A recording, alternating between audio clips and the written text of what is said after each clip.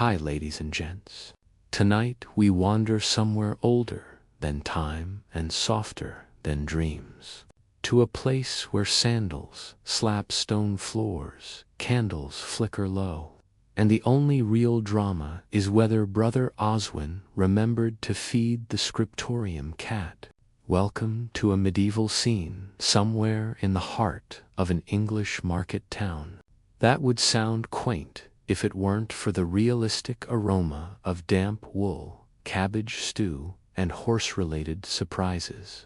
The sky offers only the faintest wash of light, not so much rising as seeping over the crooked rooftops.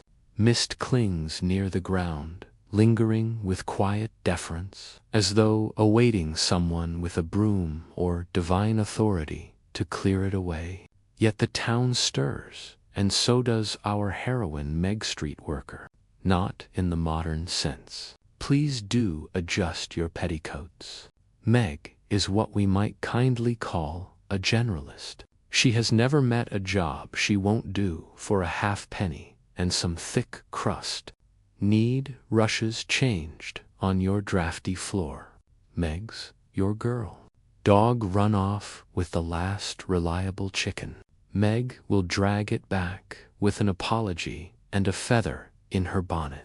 Fetching water, cleaning chamber pots, wrangling geese, keeping small boys from setting fire to the bread oven, she does it all. Meg's home is a single loft above a cooper's shop. The walls lean inward like shy churchgoers, and at night the wind slips through not so much via cracks as through what we generously still call the fourth wall. But it's hers, mostly. She keeps a lump of lavender wax above the threshold to ward off spirits or tax collectors. It works on neither, but gives her something to do with her thumb when she's thinking. On this particular occasion, Meg is summoned by the high, unmistakable tone of a woman who has just stepped squarely into something warm and recent. Lady Philippa of Dunshallow is already shrieking from atop the cart she meant only to inspect. The source of the offensive squelch is not our concern. What matters is that Meg is already trotting over with the weary grace of someone who has scraped 10 too many boots with a twig and a sigh. "Good day, my lady," Meg says with a bow that almost seems sincere if only her apron weren't still stained from yesterday's incident with the pickled fish barrel. "Fetch someone," Lady Philippa huffs, flapping her lace kerchief like one might swat flies or peasants. "I've stepped in something, and these were my only good shoes." Meg nods, already spinning away. She's not fetching someone. She's fetching water and a clean strip of cloth. Fetching someone usually means fetching a servant, which means Meg would need to fetch herself, and that's a recursive puzzle, best left to theologians. As she kneels to delicately clean the noble lady's clearly unsalvageable slipper, Meg drifts into a quiet meditation. Not the divine kind more, the pretend you single quotes redash at dash the dash seaside dash and dash not dash covered dash in dash someone dash else single quotes s dash breakfast sort. It works remarkably well. Once the shoe is somewhat less tragic, Meg receives a bent coin. Favor or insult, it's hard to say, is on her way. The streets are coming alive now. The baker's boy is out announcing honey loaves warm from the oven, which of course is merely a bold advertisement. The loaves are never warm and rarely see honey. But if desperation were an aroma, it too would roll off these streets with the chimney smoke. Around the corner, Meg helps old Will, the thatcher, climb off a ladder he probably shouldn't have been on, given his age and his relationship with gravity. She soothes a skittish mule. She retrieves a goose from a thatch roof that none of us want to discuss in detail. She chats briefly with Sister Agnes, who's selling prayer tokens shaped like the Virgin's nose. They're popular among pilgrims with an eye for the unusual. The clang of the blacksmith's hammer settles into a rhythm more lullaby than racket. And Meg has earned 3 coins, a half onion, 2 pats on the head, and 1 unsolicited marriage proposal from a lutist who has yet to hit a correct note since Ascension Day at the edge of the green near the well. Meg pauses. She sips from her dented flask and watches a troop of monks arguing over the metaphysical implications of lost cheese. To be fair, cheese was expensive, and Brother Cedric was prone to hiding it in the reliquary for safety. Light begins to drape itself across the rooftops like a sleepy cat. Meg's shadow stretches long before her as she wanders homeward, dust on her boots, and dreams of a hot meal thinner than the soup she'll actually get. But don't you fret. The night will bring new duties and stranger tales. There's always something, especially when you live a life cobbled together from odd jobs, borrowed boots, and your wit slightly dulled by cabbage steam. So rest easy, dear listener.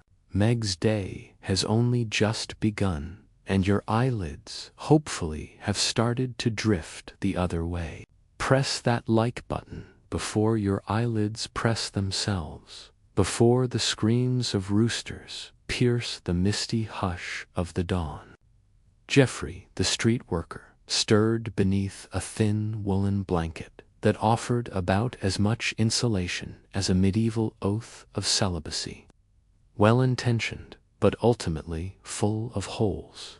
His bedroom, if we can call it that, was a narrow nook above a stable, modestly perfumed by the natural elegance of hay, horse, and the occasional poultry rebellion. A single wooden shutter hung crooked, letting in pale spears of light and the mild judgment of a nosy pigeon. That pigeon, whom Geoffrey had named King Clobert, ruled the eaves with considerable swagger and exactly no rent payments. Geoffrey yawned, stretched, and scratched at a mysterious itch, one of the dozens his medieval hygiene regime so generously offered. Bathing in this era was a suspicious activity, akin to witchcraft or organized filing. Folklore warned that hot water opened the pores, letting diseases pour in like poorly behaved relatives. So naturally, most folks avoided it, preferring to simply layer on more wool and hope the fleas tired of the terrain. Now Geoffrey, professional street doer of everything, had a busy schedule. By schedule we mean he'd loiter near the alehouse until a fishwife or a passing monk needed something lifted, fetched, or disposed of discreetly. But first, a breakfast of champions. He descended the creaky ladder into the stable, lit by the buttery glow of a single beeswax candle. Beeswax was premium stuff, often reserved for monasteries and people who smelled faintly of Latin. But Geoffrey had inherited this stumpy candle from his late uncle, who had heroically fallen into a barley vat during a midsummer brewing incident. His final words were, "Tell them I regret nothing," followed by vigorous bubbling. Breakfast, meanwhile, consisted of hard, crusty bread soaked in yesterday's beer and scraped with a fingernail-sized blob of salted lard. It was a medieval delicacy, known unofficially as getting by. Geoffrey chewed with monk-like determination, ignoring the tooth-threatening crunch. Dental care in the Middle Ages was mostly faith-based, and a loose molar was silently reckoned a divine punishment for vanity, sugar, or thinking too hard once fed.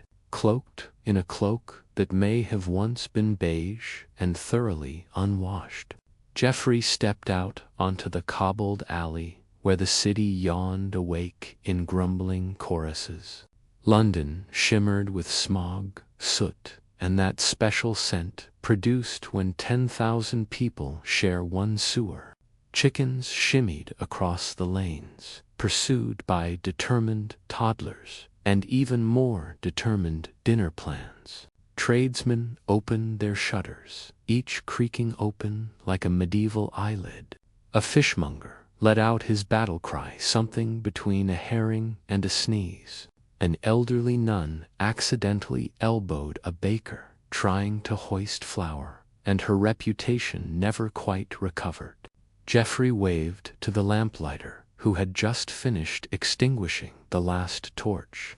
The lamplighter nodded, utterly exhausted. Having walked all night long with an armful of hope and open flames, a combination frowned upon by both logic and insurance, a steeple bell told once officially the town's way of pretending it was organized.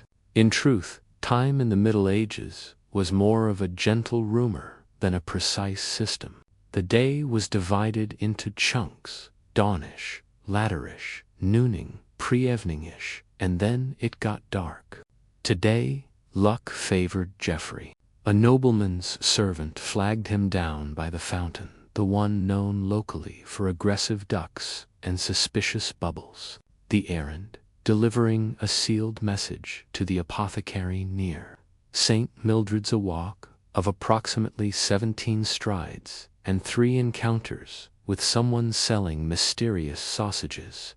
Geoffrey took the note and nodded with reverent seriousness, as if he didn't intend to read it in the alley the moment no one was watching.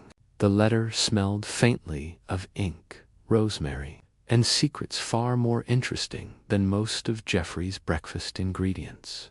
He slipped it into his belt pouch, carefully avoiding a chicken that looked like it wanted revenge for something, and melted into the bustling street. The day unfurled, mud, slicked and noisy, full of chimney smoke, church bells, and the low hum of countless lives trying their best. And somewhere beyond that winding maze of alleys and apothecaries, a peculiar surprise awaited him, one that smelled of mint, mischief, and mild legal risk. But first, he had to get past the goose.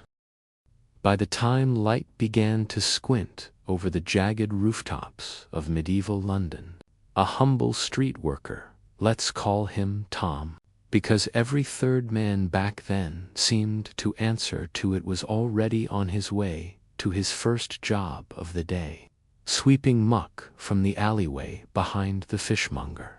A task less glamorous than it sounds, and it already sounds like something you'd politely assign to your worst enemy. Tom, wrapped in a cloak that had definitely seen better centuries, took great pride in his broom, lovingly carved from birch twigs tied together with strips of gut. On warmer days, added their own aroma to the scenery. This was no ordinary broom. Nay, it was the Excalibur of muck-clearing instruments, passed down from his uncle, who had once cleared the path for a royal knight's donkey, a noble beast.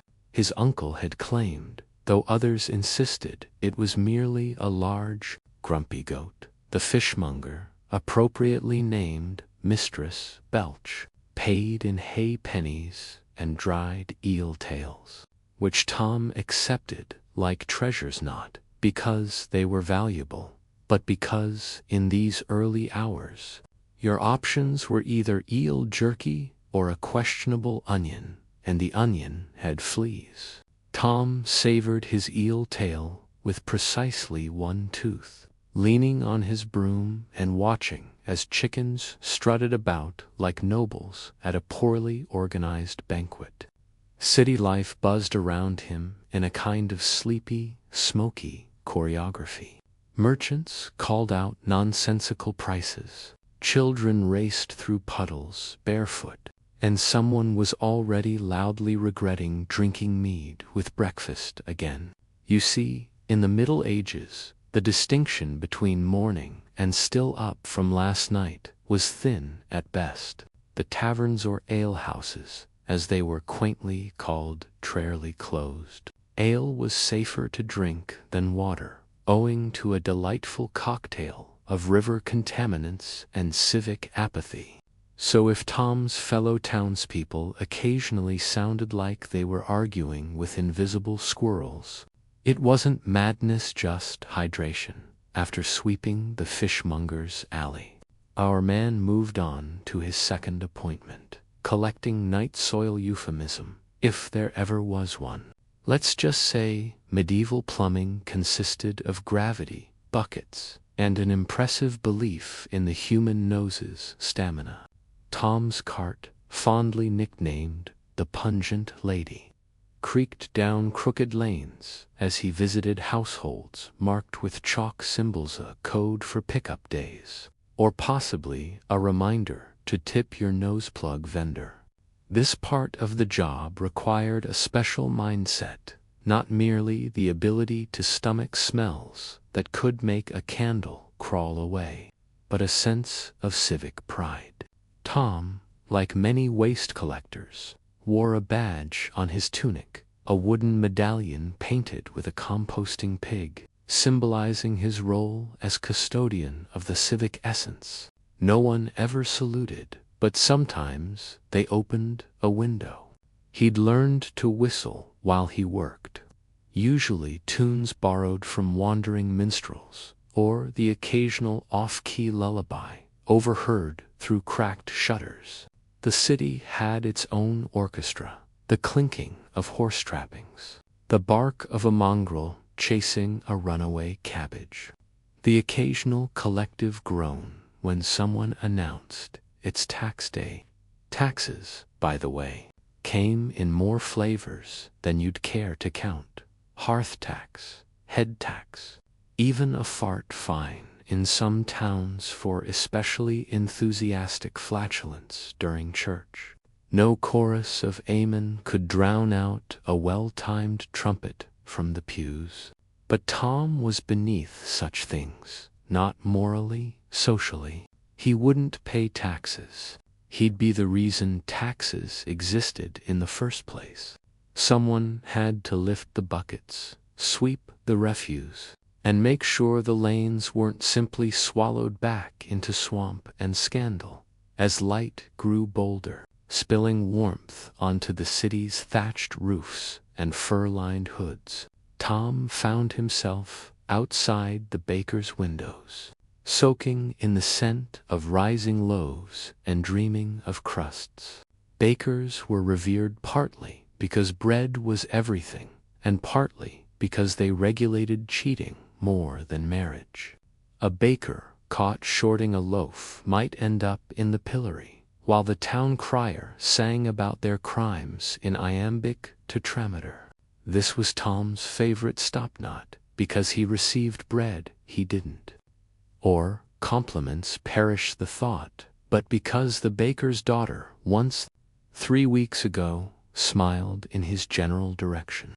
That was practically a proposal back then. He'd even started saving for a second cloak, just in case. And so, under the golden haze of daylight, Tom pulled his broom cart onward, not to glory, not to riches, but to a quiet courtyard near the tanners, where his next noble journey awaited, wrapped entirely in raw COWHIDE. By the time golden light stretched across the thatched rooftops, casting warmth on the crooked cobblestones, our street worker Janine, the cooper's apprentice, had already been awake long enough to lose a fight with a broken bucket, rescue a suspiciously sticky pigeon, and accidentally insult the baker's wife by comparing her pies to roof tiles. The day unfurled with the predictability of a misbehaving goose, chaotic, loud, and prone to pooping at inopportune moments.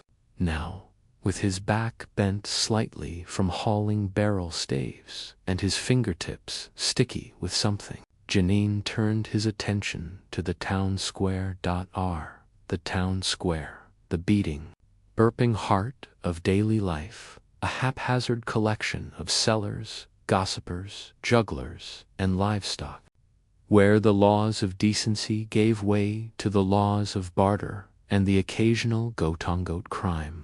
It smelled of charcoal, overripe pears, and hopeful eels. Janine strolled through it all with the weary grace of someone who suspected he might regret befriending a turnip seller the previous week. "Oi, Janine," called out Marjorie from the herb stall, waving a frond of something aggressively green. "Want a sniff of my dill today?" "Not until you get that looked at," Janine muttered kindly. Weaving through the crowd with the evasive skill usually reserved for experienced rats or minor nobility late on tax day, market life in a medieval town was a performance, and every participant had a role. Sellers were part actor, part alchemist, transforming cabbage into royal leafy delights, fish guts into tonic for your spleen, and bread so hard you could repave the road with it into crunchy ecclesiastical wafers. The loudest among them today was Baldwin, the ragman, whose job was to collect old cloth, repair what he could, and shout rhymes that no one asked for. He was cheerily hoarse from proclaiming rags to riches, moth-bit breeches. "Trade your shirt for, I don't mind the itches." Janine saluted him with 2 fingers and a shrug, which in medieval body language meant either good morrow or I no longer understand what's happening. Both were equally true. He passed the fishmonger, who had arranged her eels in frightful expressions, wide little eyes peering from beneath puddles of melting ice, as if begging for reincarnation as something less slippery. Then came the cheesemaker, aggressively cutting samples and trying to convince a skeptical monk that the blue mold was merely a sign of divine intervention. "Brother Thomas," she shouted, "holiness comes in brine." The monk remained unconvinced, glancing nervously between the cheese and a passing THUNDERCLOUD. In the square was its own ecosystem. Roasted roots, stewed onions, and something loosely described as meat pie spilled out from carts and potholes alike. People gathered not just to eat, but to listen. Each dish came with a story, sometimes to explain the ingredients, often to distract you from them. Janine accepted a thick wooden mug of something steaming and actively bubbling from a man wearing a hat shaped like a duck. "I call it Friday stew," the man said proudly. "What's in it?" Janine asked. "Mostly regret," came the cheerful reply, and he drank it anyway like any honest medieval soul with limited dental options. There were entertainers, too. Minstrels smacked lutes with the casual violence of cats walking across keyboards. Acrobats flung themselves over increasingly alarmed pedestrians. A child juggled apples while being chased by a dog carrying a stolen sausage. And in the corner, a man argued passionately with a wheelbarrow, which may or may not have owed him money. The town crier, already hoarse from an overzealous proclamation about the arrival of 4 identical pigs, now lost, rang his bell with a gusto that suggested he had not, in fact, lost any pigs. The road to the west is still muddier than a monk's conscience, and Mistress Ilowin is still missing a boot.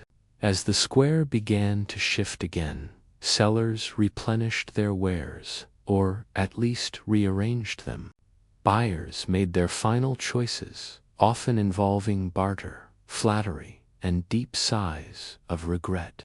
And Janine, with his lunch settled uneasily in his stomach, and his list of errands half undone, turned down Shoemaker's Lane once more, leaving behind a square still humming with life, and scented lightly with boiled onion dreams.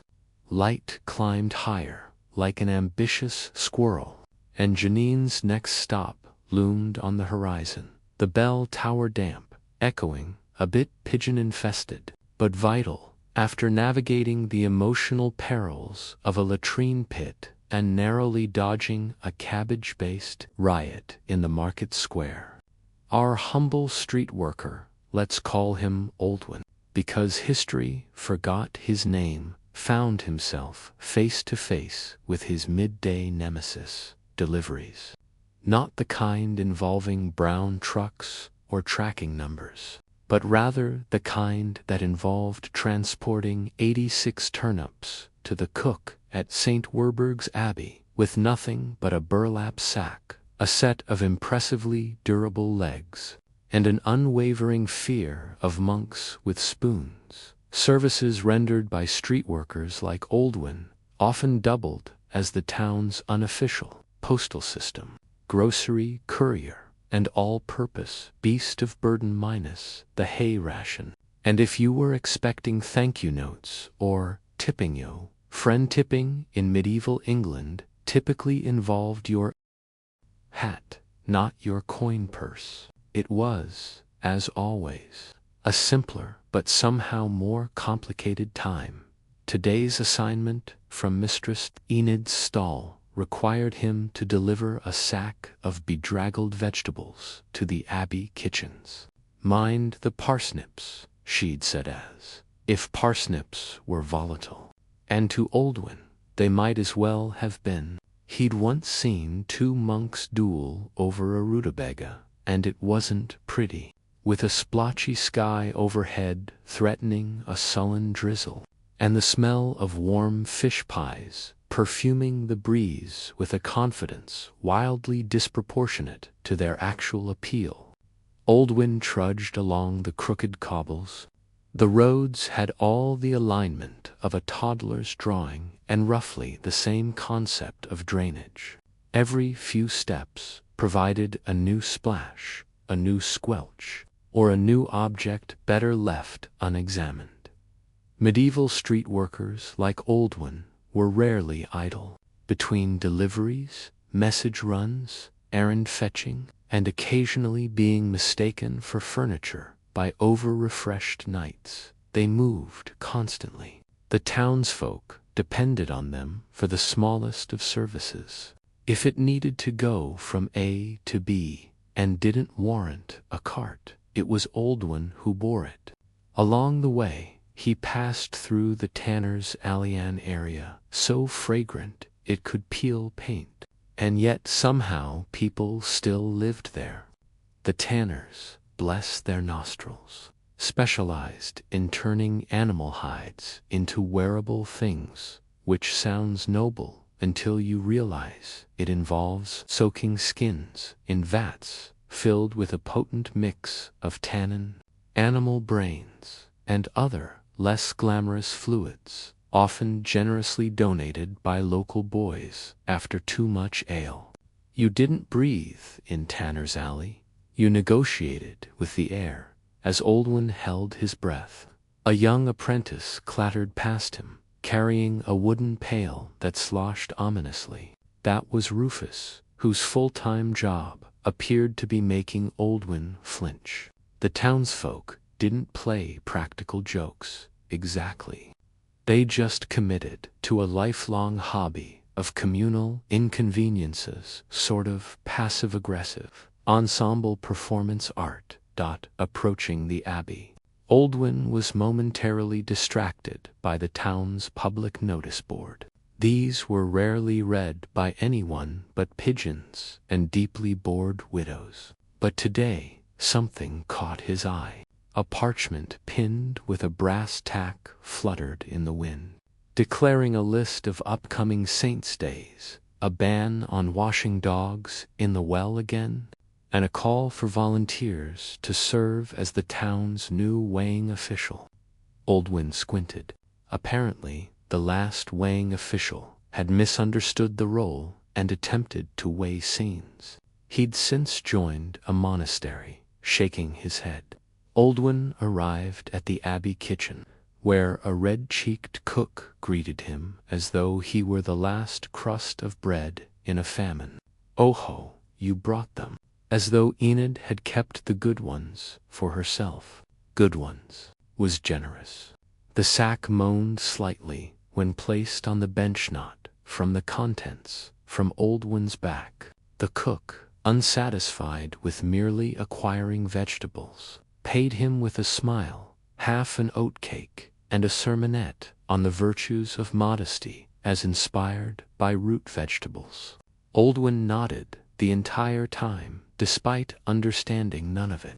The oatcake, however, was pocketed with reverence, rivaling that of sacred relics. He stepped back outside, the clouds now low and heavy, and breathed in the scent of evening fires beginning to smolder in the hearths around town. His feet were soaked, his arms throbbing, and still his day plodded onward. There were candles to fetch for the chandler, a message to deliver to the baker's sister, and most pressingly, an urgent summons to his favorite bench under the chestnut tree for approximately 10 minutes of sitting very still and pretending he didn't exist. With the bells of the abbey chiming a melodious sif slightly out of tune song, he turned his steps toward High Street once again, where new errands, odd requests, and one particularly suspicious goose awaited. Once Edric had finished his humble breakfast of barley, porridge that had valiantly stood the test of both boiling water and low expectations. He took a moment to lace up his boots, or more precisely, he tightened the bits of rope that bravely pretended to be laces, wrapped twice around his ankles, and knotted in the sort of fashion that made sailors wince. His boots were more whole than leather, and yet, like Edric himself, they held and determined, practical, and just a little damp. Light had seeped over the village rooftops, casting honeyed shadows over wooden signs and crooked chimneys. The air smelled faintly of dew, horse, and the promise of someone nearby tending to a particularly ambitious dung heap. Edric stepped out into the waking town street, clutching the handle of his broom with the kind of purpose that would make a poet weep. You see, Edric was a street worker not. He was part of a vital ecosystem in the medieval town, the overlooked, underpaid, and occasionally oversung heroes of cleanliness. While the lords squabbled in their manors, and bishops hummed tunelessly in candlelit chambers, Edric had a silent understanding with the cobblestones. And oh, what cobblestones they were nobbled, and somehow always a little squishier than expected. Street cleaning in the year 1384, give or take a plague or two, was no small feat. There were no gloves, no mops with springy handles, and certainly no carts that didn't squeak like a distressed duck. What there was, however, were people. People who dropped fishbones with the same careless abandon that poets dropped metaphors, and pigs that roamed freely through town like they owned real estate.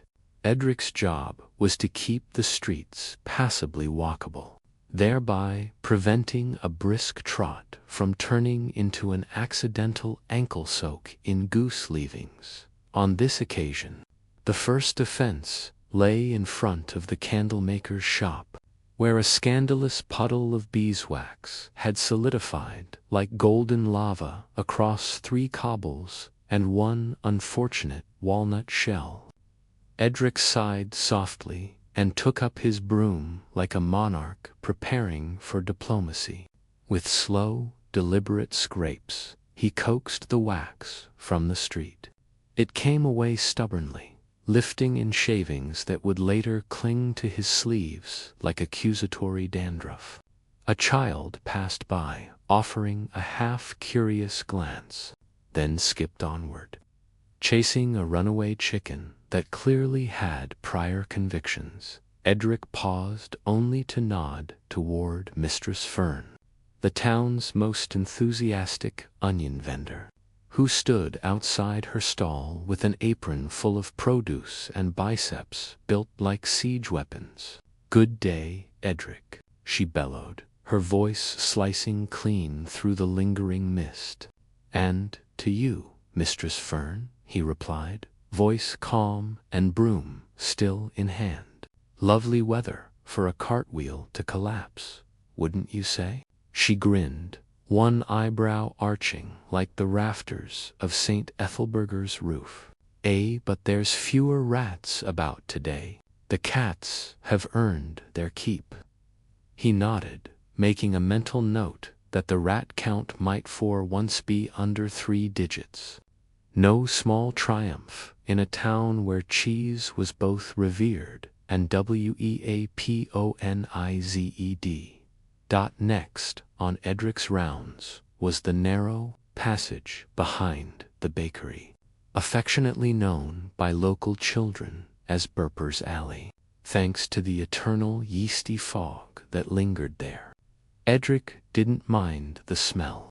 It beat pixies and fishmongers by a wide margin, but today it came with the bonus obstacle of a loaf gone rogue, half-baked, mostly trampled, and defiantly chewy. The bread had long since given up on its aspirations of becoming food and had pivoted to performance art. He picked it up, gave it a flick, and lobbed it expertly into a compost bin that may or may not have been invented yet. Medieval innovation, after all, often consisted of just putting things somewhere else and declaring it good. The world moved around him in its familiar hum, the clang of a blacksmith, the gentle gossip of washerwomen by the stream, the tuneless whistle of a cooper who had clearly never met a scale he liked. And then, amid the quiet bustle, Edric found himself facing the town's most notorious troublemaker, old Sir Barnabas Spitting Goose Milk. She guarded the cobblestone fork outside the chapel with righteous fury and a neck that moved like a very aggressive telescope. She hissed. Edric bowed. Mutual respect had been hard-won. He stepped around her domain with the caution of a courtier in a scandalous waltz broom at the ready, but unused. Some battles, after all, were best conceded to the fates, and as he moved on, edging toward the market square where the daily chaos would soon begin dancing its clumsy jig, the hush gently fell again, promising that even among the refuse of daily life, simple rhythms could still soothe the soul. And somewhere beyond the square, a bell began to ring, solemnly calling with its mellow tones toward a moment when every stomach would start to mutter, just as the bells of St. Swanson finished chiming their familiar sequence. An event marked with the kind of undramatic regularity that would make a monk weep with pride. A humble street worker found himself in a most precarious sort of hurry. Not the exciting kind, mind you. Think less medieval Jason Bourne and more a man trying to cross a muddy street without losing his only pair of shoes. Now, these were not glamorous shoes. In fact, they were less shoe and more strong suggestion of footwear, gift from his cousin, Margaret, who'd fashioned them from discarded leather scraps and the sole of an old ale barrel.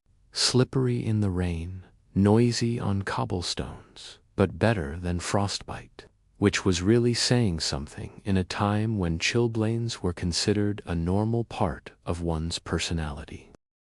Will tiptoed along the edge of the lane, narrowly avoiding a particularly argumentative goose and the aftermath of what could only have been a very distressed horse. His destination. Mistress Glendar's carta, sort of roving panopticon of domestic miscellaneousness, buttons, needles, thimbles, yarn in suspicious colors, and, why not, pickled onions. Whatever you wanted, provided you didn't mind it being slightly damp and smelling faintly of parsnips. Mistress Glendar wasn't just a trader of trinkets. She was the gossip nexus of the entire lane, with ears sharper than the points of her knitting needles. Will approached cautiously, for he knew that a mere inquiry could result in a full audit of his private affairs. "Will," she said, with a voice like a tea kettle just before it boils, "looking for a new scarf, or trying to find that lost dignity of yours again?" Will, already halfway into a polite reply he would never finish, simply bowed slightly and gestured toward the rack of threadbare woolen. "What's left of my dignity prefers warm necks," he said, choosing a length of green yarn that looked almost accidental in its color coordination. She narrowed her eyes, not unlike a hawk considering the existential value of a mouse. "You spending coin again, or just consulting the merchandise like it's an exhibit?" He produced a pair of small coins-long journeyers, bearing the weary faces of monarchs who would have objected heartily to their recreational use in yarn procurement, and set them gently upon the wooden planks of her cart. Satisfied, and perhaps a little bored of frowning, Mistress Glendar handed over the yarn and a pickled onion, unsolicited. "That's for your troubles," she said. "Whether it be fashion or your taste buds, may something come alive today." Will tucked it away with a nod of genuine confusion and continued on, winding through the street as the light lost its sharpness. The air took on that grayish chill that feels like an old wool blanket slightly itchy, undoubtedly damp, but somehow comforting. Chimneys began to gossip with the wind, and a faint stew smell wafted from doorways that could certainly have used stronger locks, if they had anything truly worth stealing. Soup, by the way, was the great leveler. Whether noble or nav, you were going to have soup. It would be tepid, vegetable forward, and contain at least one surprise ingredient. Sometimes that surprise was turnip. Sometimes it was a bit of wire. Either way, chew carefully. Will passed by the cooper's workshop, where someone was swearing rather eloquently at a barrel. The language was vivid, even by medieval standards, and Will made a mental note to enroll the man in sermon school, should they ever found one for the gloriously profane. At last he arrived at his most profitable post, a modest corner near the east gate, where foot traffic was generous and the competition thin, primarily because most vendors couldn't stomach the proximity to the tanner shop. But Will, ever modest in ambition and nose, found opportunity there. A few townspeople loitered nearby, marveling at a traveling performer attempting to juggle spoons while reciting Psalm 23. It wasn't particularly impressive, but in a town where onions were currency and laughter was sometimes taxed, such delights were considered nearly spiritual. Will laid down his bundle of goods, preparing to display his wares on a slightly warped wooden tray he'd liberated from a firewood pile weeks ago. With half-frozen fingers and considerable ceremony, he began arranging pieces of charcoal soap, wool skeins, tin spoons, and a small hand mirror, likely smuggled from someone's boudoir in York. And just as he reached for the pickled onion, Mistress Glendar had pressed upon Himper, intending to hang it as a whimsical charmet slipped from his hand and rolled slowly, with precise indignity, into the path of a passing priest. There wasn't much to be done, but brace and perhaps apologize inventively. But that, dear dreamer, is a tale best unfurled very gently just beyond the bend. The sun, though bashful behind a patchwork of thick English cloud, had finally stretched its reach into the muddy seams of Chiselgate Lane, prodding the town's stomach into growling for sustenance. Our faithful street worker, whom the town sometimes called Meg or Magsy, or in one not-so-flattering moment, Oi you with the broom, had just finished her third cobblestone emergency of the day. This one involved an impromptu latrine leak, a rogue piglet, and a trio of monks who swore they'd seen the devil scramble past their sandaled feet. Just the goose again, Meg muttered comfortingly, stomping the broom's bristles with her heel to shake out the goo. Named him Beals Inc., all in a day's work. The flurry of early buyers gave way to the slower village promenade. Housewives hovered near the fish stall, debating the theological implications of haddock.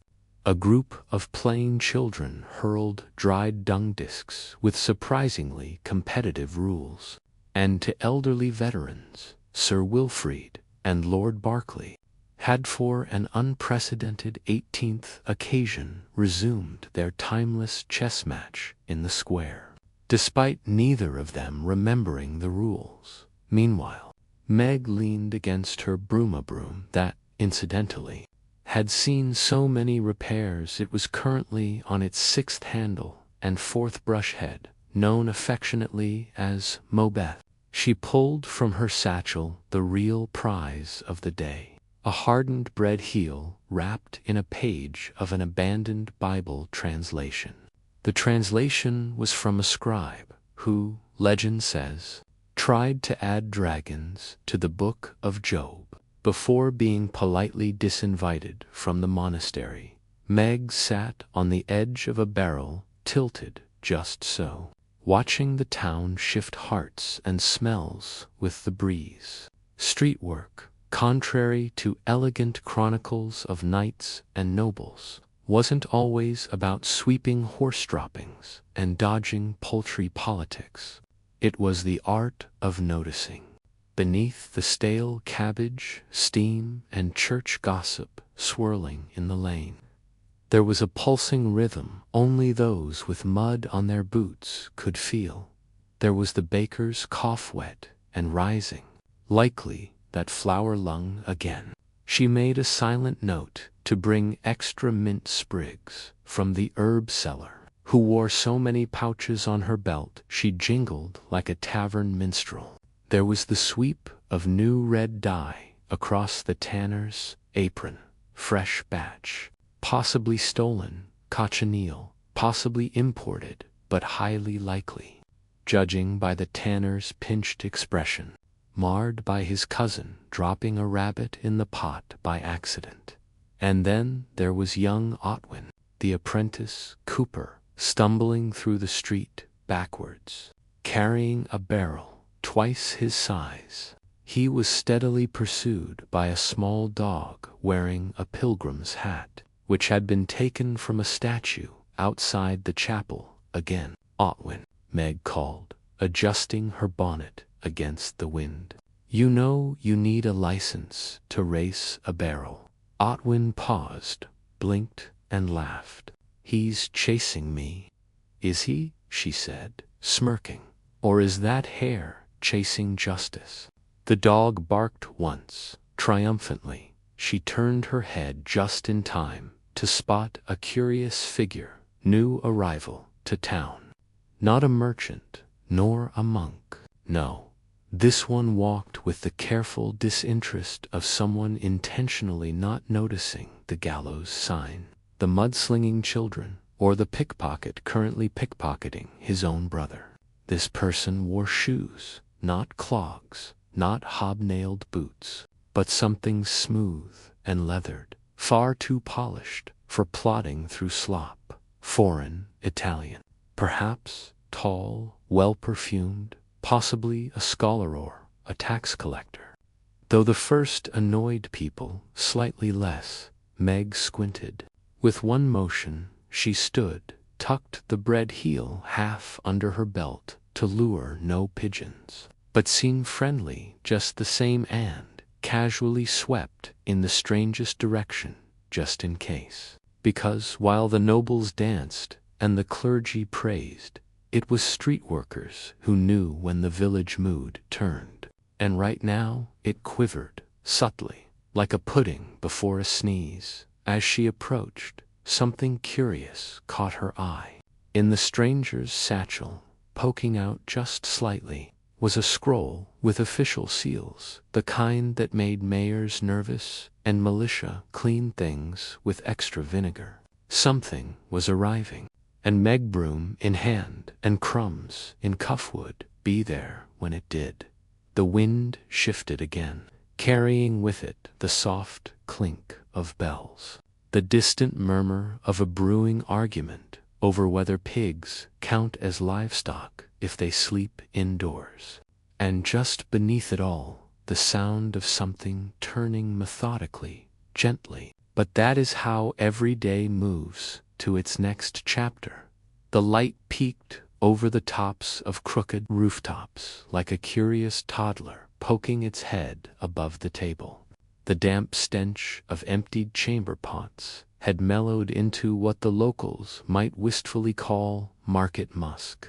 It was the hour when the town began to stir, in earnest fine citizens, stepping gingerly over puddles, while fishmongers bellowed oaths loud enough to wake the saints.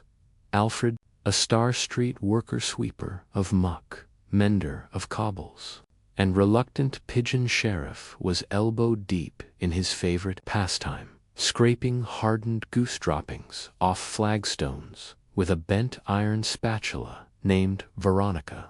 Yes, he'd named it. When you spend your life ankle-deep, assigning personalities to your tools is less a sign of madness and more a symptom of professional pride.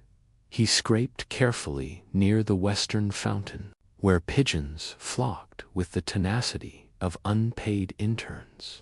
The fountain, officially a tribute to Queen Matilda's 32-year reign, had long since become the pigeons' headquarters and an excellent test of Alfred's patience. Every morning he cleared it. Every evening it bore new offerings. Vicious cycle. Vicious birds, too. Still, there were brief rewards. A copper coin, half trodden into a clump of something formerly orange and now suspiciously sentient, winked up at him. He pocketed it, quickly not. He held a sacred belief that coins found near anything organic should not be spent, but rather carefully re-gifted to that one nephew who loved collecting things. The clatter of hooves echoed briskly against the stone. Buildings barren, Elrich's cart thundering by with its usual indifference to human life or simple physics. Alfred stepped back just in time, brushing a hand over the back of his cap in performative respect, though it mostly served to flatten the tuft of hay that had taken up residence there during a head-scratch gone rogue. Earlier, Baron Elrich was a man whose wealth came from a surprisingly boring source, exporting wool socks. Local rumor maintained that his carts were filled entirely with foot-based fluff, bound for distant nobles with cold toes and warmer purses.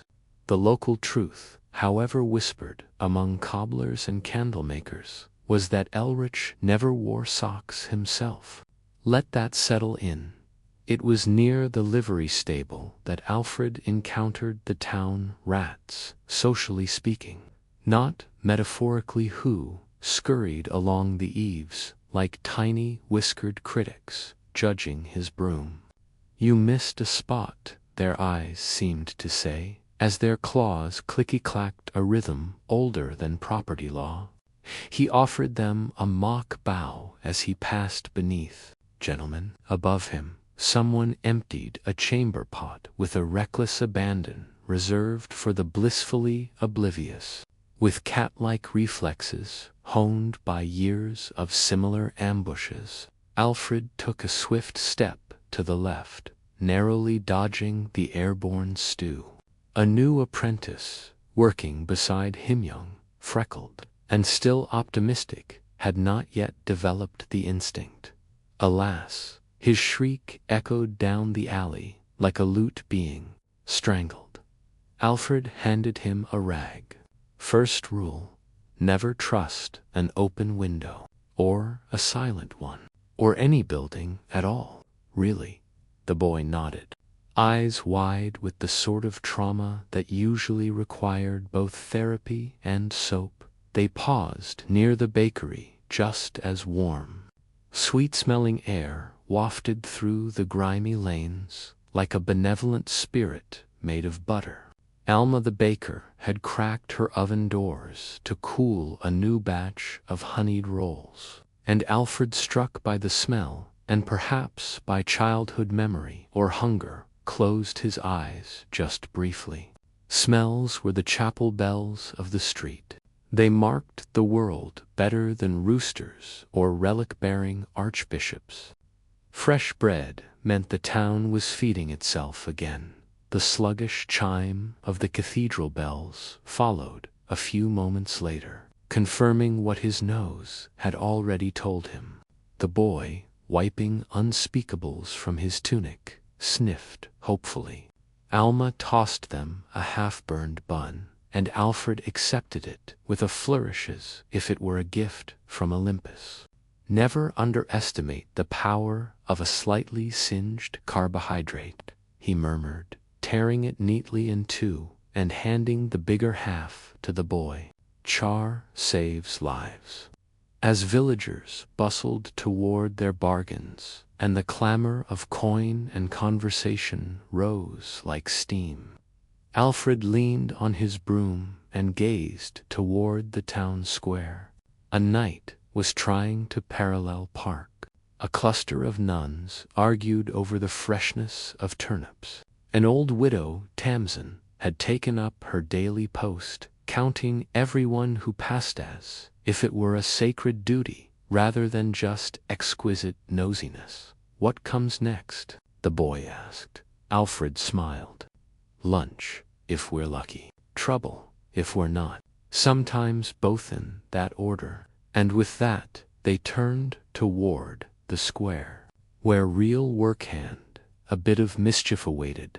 As the bells of the Abbey Tower snuck in a ninth clang, a humble street worker, let's call him Thomas, though it's entirely possible his name was Wolfried, or even Hodge, was nearing the halfway point of what could politely be called a workday, and, less politely, a dramatic exercise in avoiding actual work. By now, the fog had slouched away like an overworked mule, and the streets of the medieval town had warmed with light, or at least attempted to. The sun in this part of the world could be a bit of a gossip. It showed up late, warmed no one in particular, and then left early to complain behind the hills. At this point in the cycle, a street worker like Thomas might be assigned to manure management, an incredibly noble-sounding task that mostly involved moving piles of things that came out of horses and occasionally surprise bystanders. But of course, Thomas wasn't one to rush to such opportunity. That brand of unpleasantness was for boys who hadn't yet discovered the seductive art of lingering. Thomas had mastered the medieval art of loafing, a craft which, though rarely taught, was endlessly practiced. He meandered along the main alley that curled behind St. Annis's Bacon Market, so named because it always smelled like pork. Here he paused to tie a leather cord that didn't need tying, leaned against a wobbly timber post, and began what he liked to call public supervision. Public supervision, in this case, involved watching a young fisher's apprentice chase a runaway eel scene equal parts theatrical and moist. The eel, which had started the day in a barrel marked wholesome catch of the day, was having what could only be described as a second wind. Slipping through muck and legs alike, it slalomed down the cobbles like a wet, rebellious noodle. Seeing a crowd form, Thomas nodded sagely and muttered something indistinct like tame. Right? What they feed eels these days. A nearby onlooker, too tired to argue or too polite to admit he hadn't understood, just nodded solemnly. Now, as relaxing as eel watching could be, Thomas knew there was still one task he couldn't postpone. The water wagon would pass through the square. As part of his duties as town piping supervisor, a title invented on the spot to avoid shoveling duties, Thomas was expected to assist distribution. In reality, this meant escorting the wagon while gently reminding children not to crawl into it. In those days, water was rarely trusted straight from sources. The town's lead pipes, blessedly few, yet still ambitiously, from communal cisterns down into barrels on carts, pulled by ponies who looked like they had dreams of theater. These barrels were rationed with a ladle, or what amounted to half a ladle, if the distributor was having a bad month. Thomas met up with the wagon at the bottom of Crooked Lane. The distributor today was Macha, formidable widow who had been delivering barrels since the reign of Edward II, and swore like someone who remembered every monarch personally. Don't let them dip their own cups, Tom, she barked. Little ones got hands dirtier than a bishop's purse.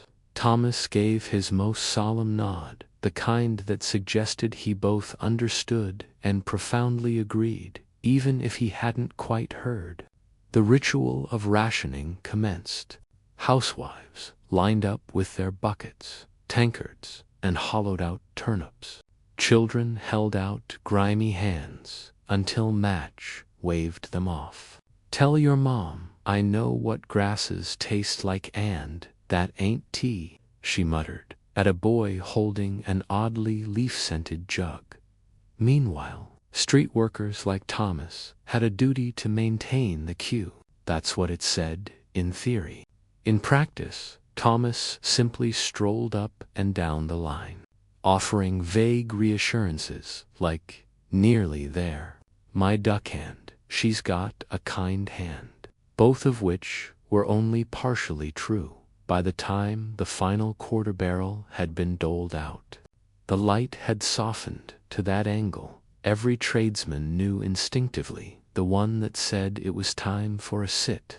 Thomas brushed a non-existent speck from his jerkin and wandered toward the shadier end of the square, where the stone bench was warm but not baked, and the company was mostly asleep.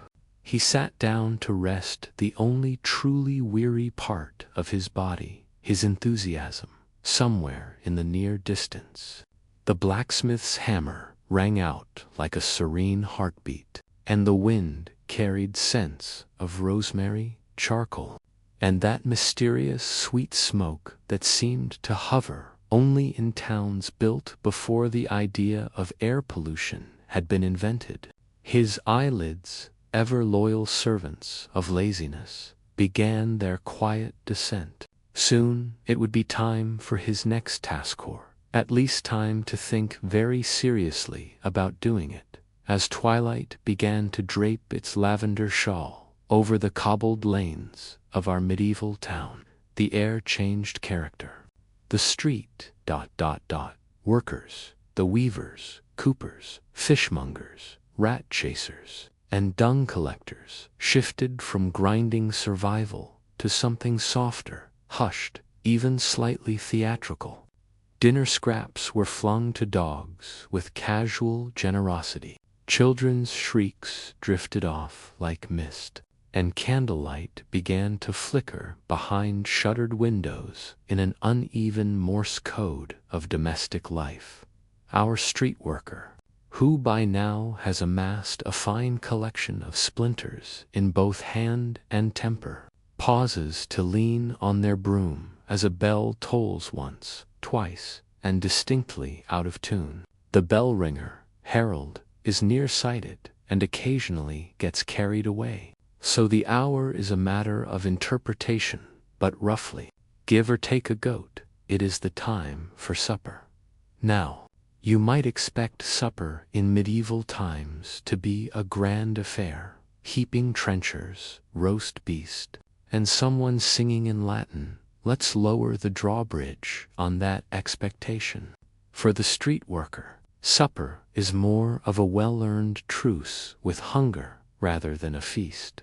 Tonight's menu, a dense rye crust that might politely describe itself as bread, a heap of boiled onions that have traveled several philosophical stages beyond crunchy, and a small wedge of mystery cheese wrapped in last week's wool. The cheese, not unlike some elderly cats, smells strangely sassy but is still respected as a source of protein and possibly divine intervention.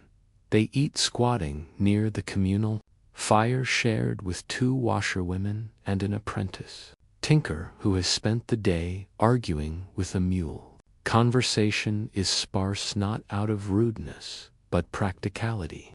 Mouths are busy, and brains, frankly, are too tired to sculpt words with much purpose. Occasionally, someone comments on the suspiciously low number of pigeons in the market today, or observes that the butcher has a new hat, which is the kind of breaking news that turns heads as the fire crackles and casts its shapeless shadows against the stone. A wandering peddler shuffles through, his cart wheezing with trinkets, chipped combs, and a small jar of dried leeches optimistically labeled moisturizing. He hums a tune that might once have been French and now is something else entirely. He offers the street worker a bootlace, some time, and a flirtatious wink. Nothing comes of it, but the wink is appreciated like a compliment from a clever ghost. The street itself begins its transformation into the medieval nightscape, just like the day, except darker. Louder in a weirdly specific way, and with a higher proportion of philosophical cats on rooftops. Lanterns, gloriously unreliable, are lit by lamplighters who, in most cases, look like the very flame might outrun them. Slop is tossed from windows with the traditional shout of Gardeslo. That's French for watch out for the water, though this water is best described as ambitious soup. The street worker has long mastered the art of dodging airborne peasantry stew. It's all in the knees, satisfied from their humble supper and their equally humble daily achievements, such as not falling into any accidental ditches and only getting yelled at by 2 reeves and a nun. They brush the crumbs from their lap and stretch out their sore limbs like a yawning gargoyle.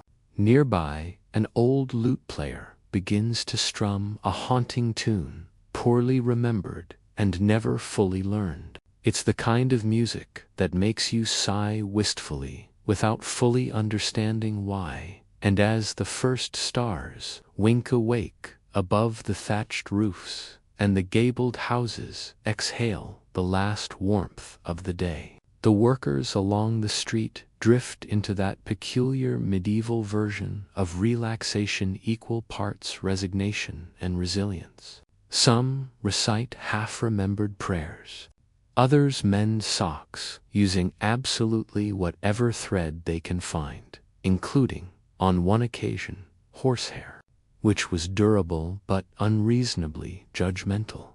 Our faithful street worker finally makes their way home, what passes as home, a modest corner in a shared hovel, warmed by breath and leftover body heat. They curl into their pile of cloaks and straw, pull a single woolen blanket over their knees, and glance fondly at the rat that resides in the corner. His name, unofficially, is Nibbles. He's been a lifelong tenant, and they've reached something resembling détente outside. The wind whispers secrets of trades and treaties through the timber beams. Inside, the steady rhythm of snores begins to echo through the walls like low, cozy thunder. And just before sleep claims them, a faint sound approaches from the far end of the lane hooves, slow and deliberate. The street worker blinks, eyes wide in the candle-tinted gloom. The night watch, or something else. Let us drift a little closer.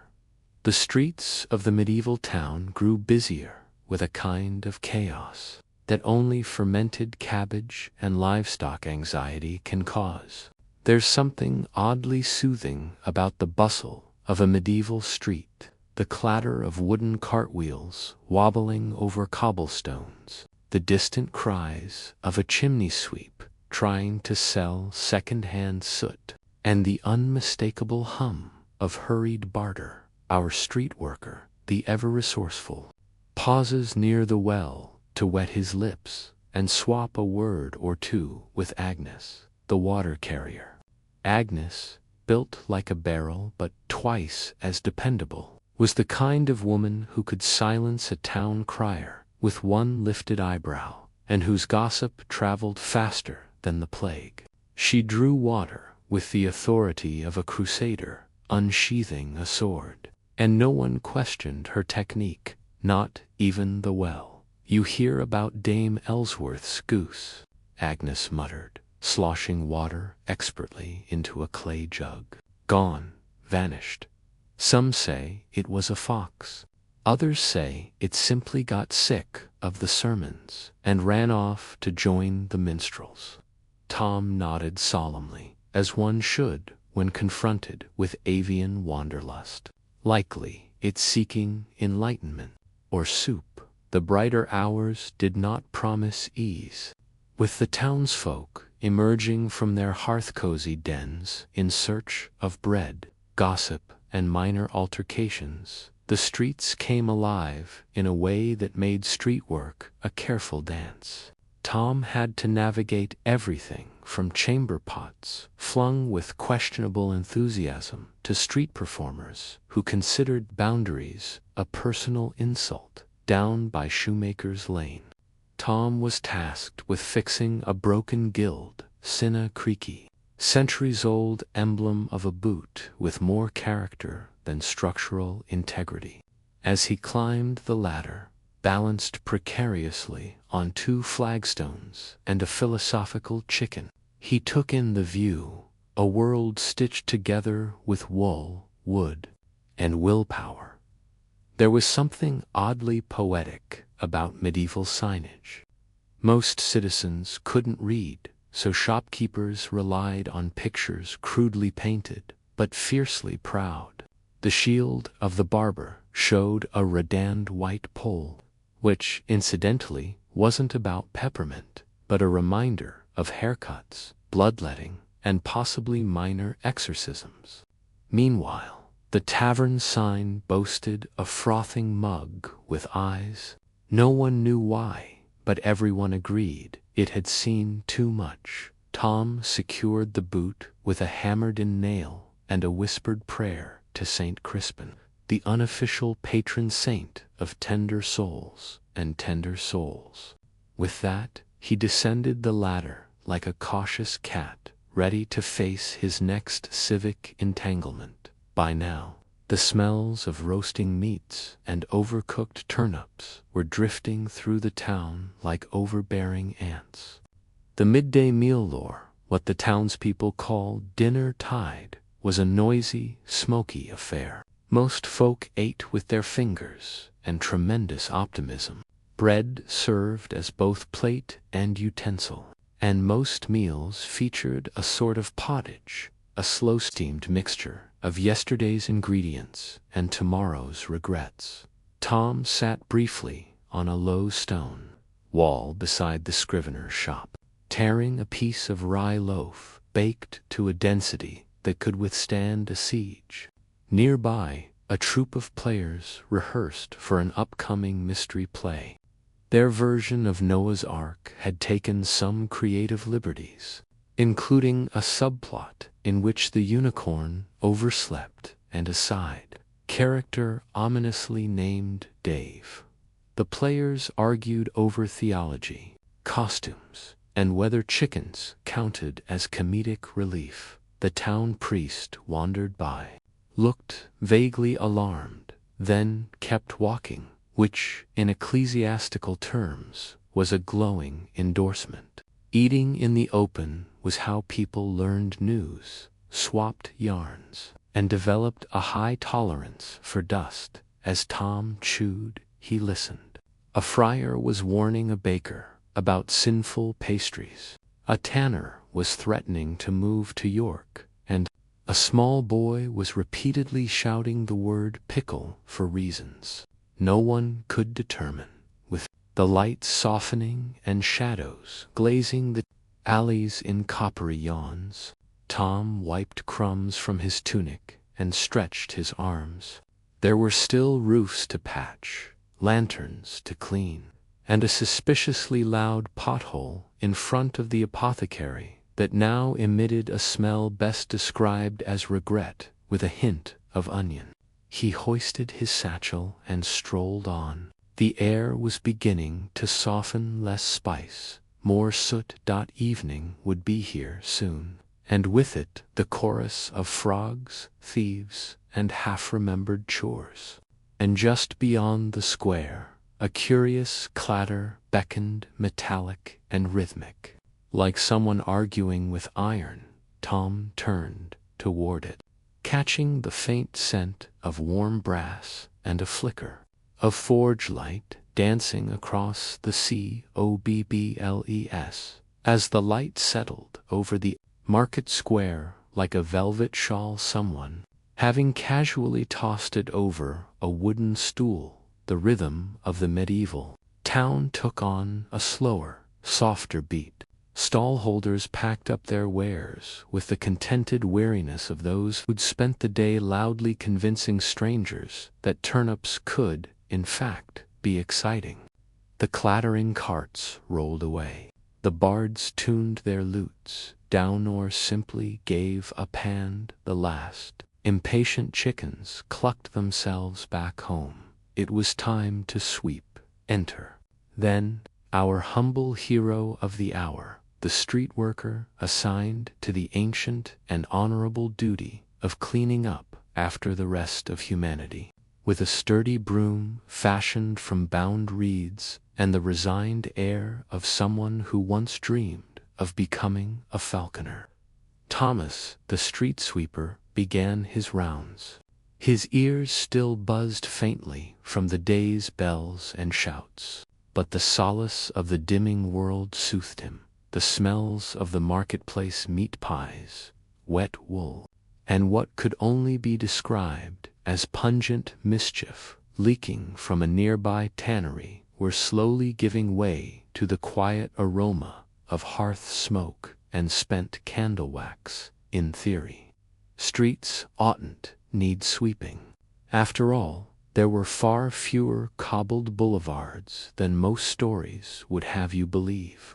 Yet those humble dirt roads welcomed droppings from every conceivable beast. Shadowy puddles of spilled ale, the odd stray fishtail, and a generous helping of what scholars delicately refer to as night soil. Much of this, regrettably, was flung from chamber pots with a shout of Garda's low, from an upper window and a prayer that no one below was of the upward-looking sort. Thomas maneuvered his broom with the elegance of a court dancer, minus the applause. And with slightly more chicken feathers, he paused now and then to chew on a piece of dried apple and look up at the gathering stars, as if asking them what on earth people had eaten today. The sky gave no answer. It tended to mind its own business. It wasn't a glamorous job, but it was a necessary one. Medieval townsfolk might not have embraced cleanliness with the modern gusto of a hand sanitizer enthusiast, but they did grasp, at least vaguely, that too much filth on the streets could lead to discomfort, disease, or the plague coming to tea uninvited. Also, rats. There were already far too many rats applying for permanent residency by order of the town council. A group of men who wore large hats and spent a suspicious amount of time debating eel regulations. District hired street workers like Thomas to keep things moderately bearable. His duties ranged from sweeping to occasionally clearing drainage ditches, and once, memorably, retrieving a goat that had fallen into the town well after getting tipsy off fermented apples, as the town bell rang its familiar sequence from the church tower. Thomas reached his favorite part of the square, the quiet corner near the baker's shop, where warm, crusty smells still lingered, and mice played an endless game of dodge-de-tabby. Here he often slowed, taking a final sweep before heading homeward across the way. An old lamplighter was making his rounds, lifting his torch and lighting the oil lamps that dotted the main road. Their orange glow shimmered gently over the cobbled edges, casting elongated shadows that made every cat look like a mythical lion and every barrel look ominously sentient. The lamplighter nodded at Thomas, both bonded by the shared ritual of tending to the city's second act, the part that unfolded under candlelight and constellations. And as Thomas packed up his things, shaking the last bits of straw from his broom and retying the small pouch of coins tucked into his belt, he took a deep breath.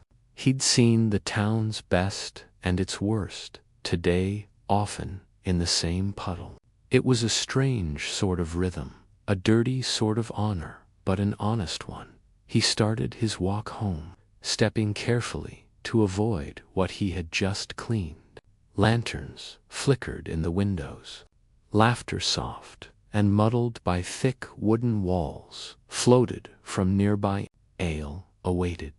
The stars blinked lazily overhead, whispering their ancient lullabies, and just as Thomas turned onto a narrower lane where crickets were holding their nightly rehearsal and smoke spiraled sleepily from chimney top, something unusual caught his eye. A parchment nailed to a post, its edges curling with intrigue and dampness. Now, what could that be about? The sun hung overhead like a bleached coin, someone having forgotten to spend it. Our friend, the humble medieval street worker, part unwilling participant in daily civic chaos, was finally about to take their lunch break, which in medieval England meant sitting on a stair-step and pretending not to notice the rats enjoying theirs under the same table. Lunch, for most humble townsfolk, wasn't much of a grand affair. There were no cafes, baristas, or meals that came with little wooden forks. Instead, you'd have what was handy, maybe a heel of rye bread, aggressively chewy and possibly older than certain saints, possibly a bit of cheese, softly sweating in the sun, made by someone whose experience in hygiene was mostly theoretical, and if fortune favored you, The market hadn't been picked clean by sharp-elbowed nuns and fast-knuckled peddlers. A single glorious boiled egg. Our worker unwrapped their lunch from a bit of cloth that had once been white. In an age where laundry soap was more concept than commodity, and looked toward the marketplace for entertainment, this was the medieval version of scrolling from their perch. They could spy an herbalist selling dried mystery leaves with enthusiastic mumbling, a baker attempting to construct a pie the size of a helmet, and a man who claimed to talk to pigs, which, to be fair, made him one of the better conversationalists in town. Naturally, as with many crowded towns, lunch did not mean peace. A distant bell rang clingy and confused, announcing the arrival of something people would only pretend to care about. Maybe an edict from the mayor, or the lost return of someone who'd gone to Wales and bravely come back with nothing but a suspicious cough and a story about sheep. But lunch had to pause. Duty, like a slightly bossy breeze, called again. A woman burst into the market square, red in the face, bonnet askew, shoes flapping behind her with furious urgency. She waved at our worker. "You, runner to the scribes." And so, with bread still in cheek and cheese still developing more flavors, off they went again, weaving through the throng, with the unique grace found only in those who know exactly how to dodge a fishmonger's elbow. The message, urgent, as always. Her husband accused of stealing 3 turnips, and a look from the neighbor's wife. A scribe must be found to draft a defense partially inverse, if possible. For the local court loathed dullness as much as theft. Our worker jogged into the scribes, Aaliyah's shadowy ribbon of street that always smelled faintly of ink, damp wool, and unresolved deadlines. The scribe, Sir Benedict of Parchment Lane, title, self-warded, was hunched at his desk in a hat that would impress 0 birds. He accepted the request with a sigh only achievable by men who had recently spilled ink on themselves again. Message delivered.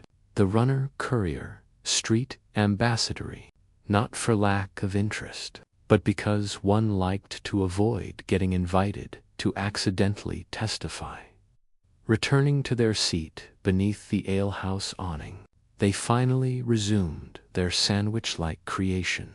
The marketplace now quieted, the warmth playing quiet drums on the thatch rooftops as chickens dozed in circles like feathered dreams. It's worth knowing that breaks weren't formal for medieval workers. No mandatory half-hour, no ergonomic charts about stretching your spine. You leaned where you could, munched what you had, and hoped your knees wouldn't file a complaint. Still, the light was kind for a while longer. A traveling lute player ambled by, not tuning so much as arguing with the idea of music. A cat, entirely unemployed but deeply invested in every morsel, settled near the worker's feet in contiguous judgment. They tossed it a crumb. The cat, offended, left. Back at the market stalls, someone began hollering about a goose gone rogue again.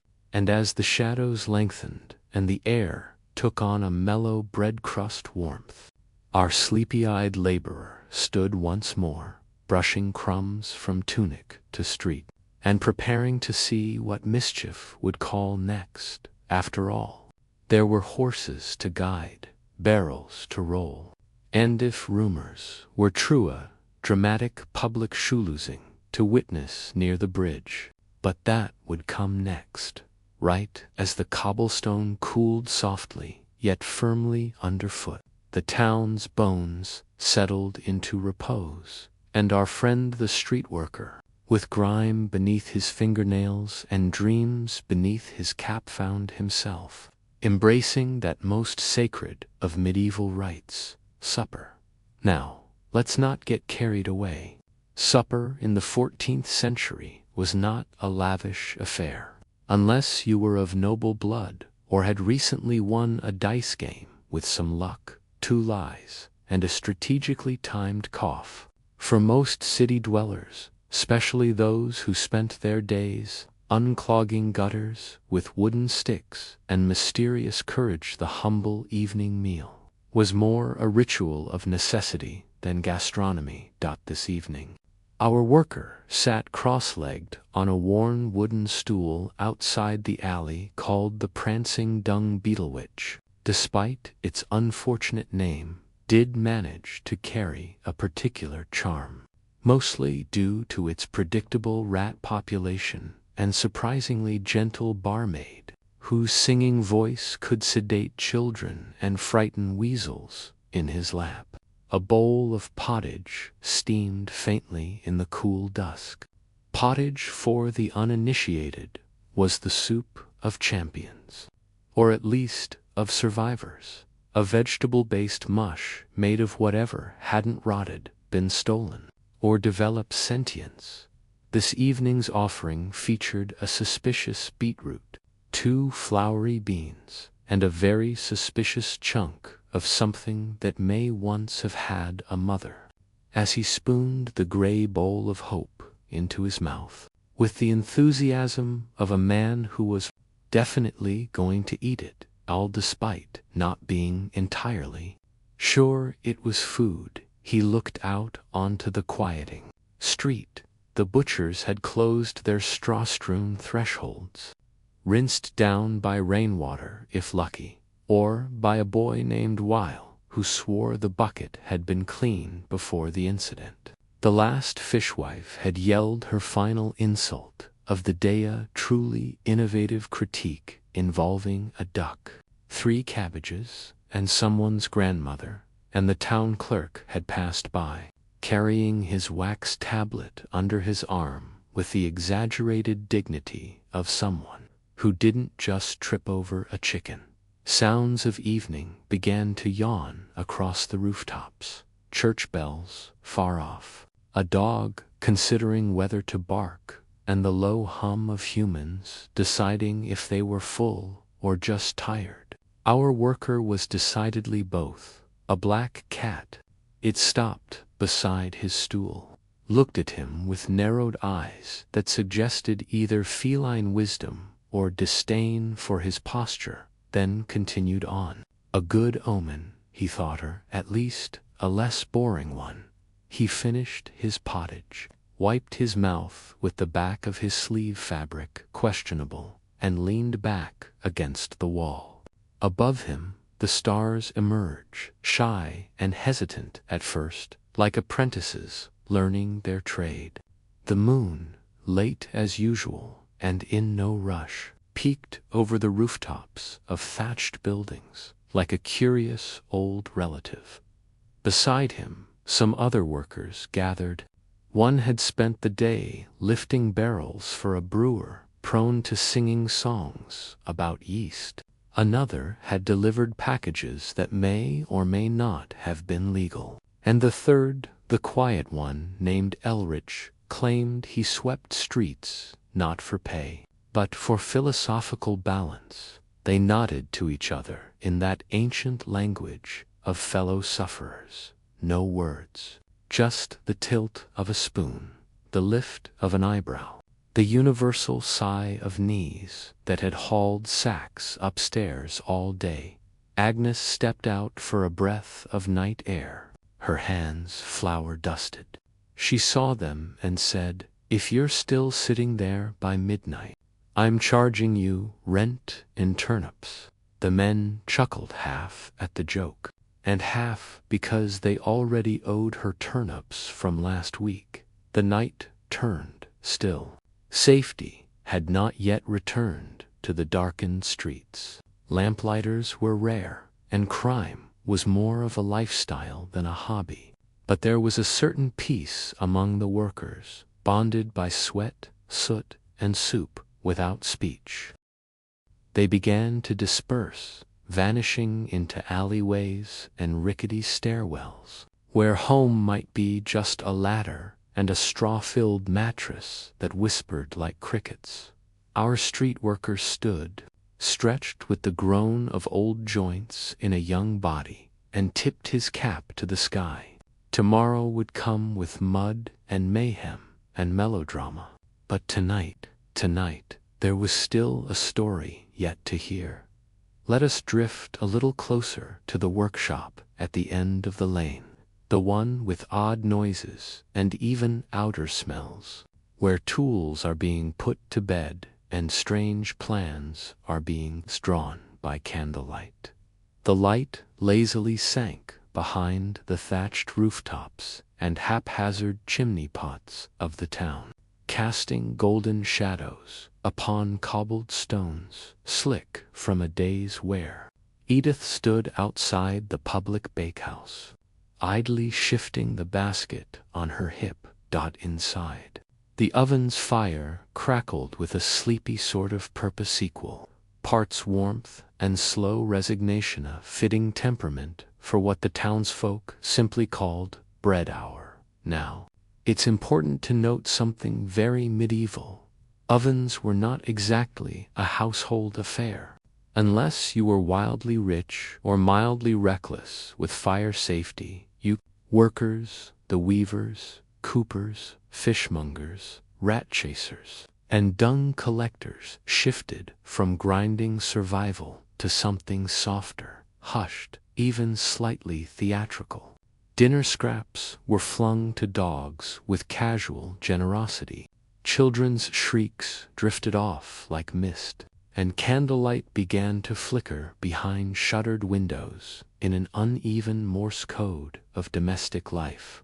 Our street worker, who by now has amassed a fine collection of splinters in both hand and temper, pauses to lean on their broom as a bell tolls once, twice, and distinctly out of tune.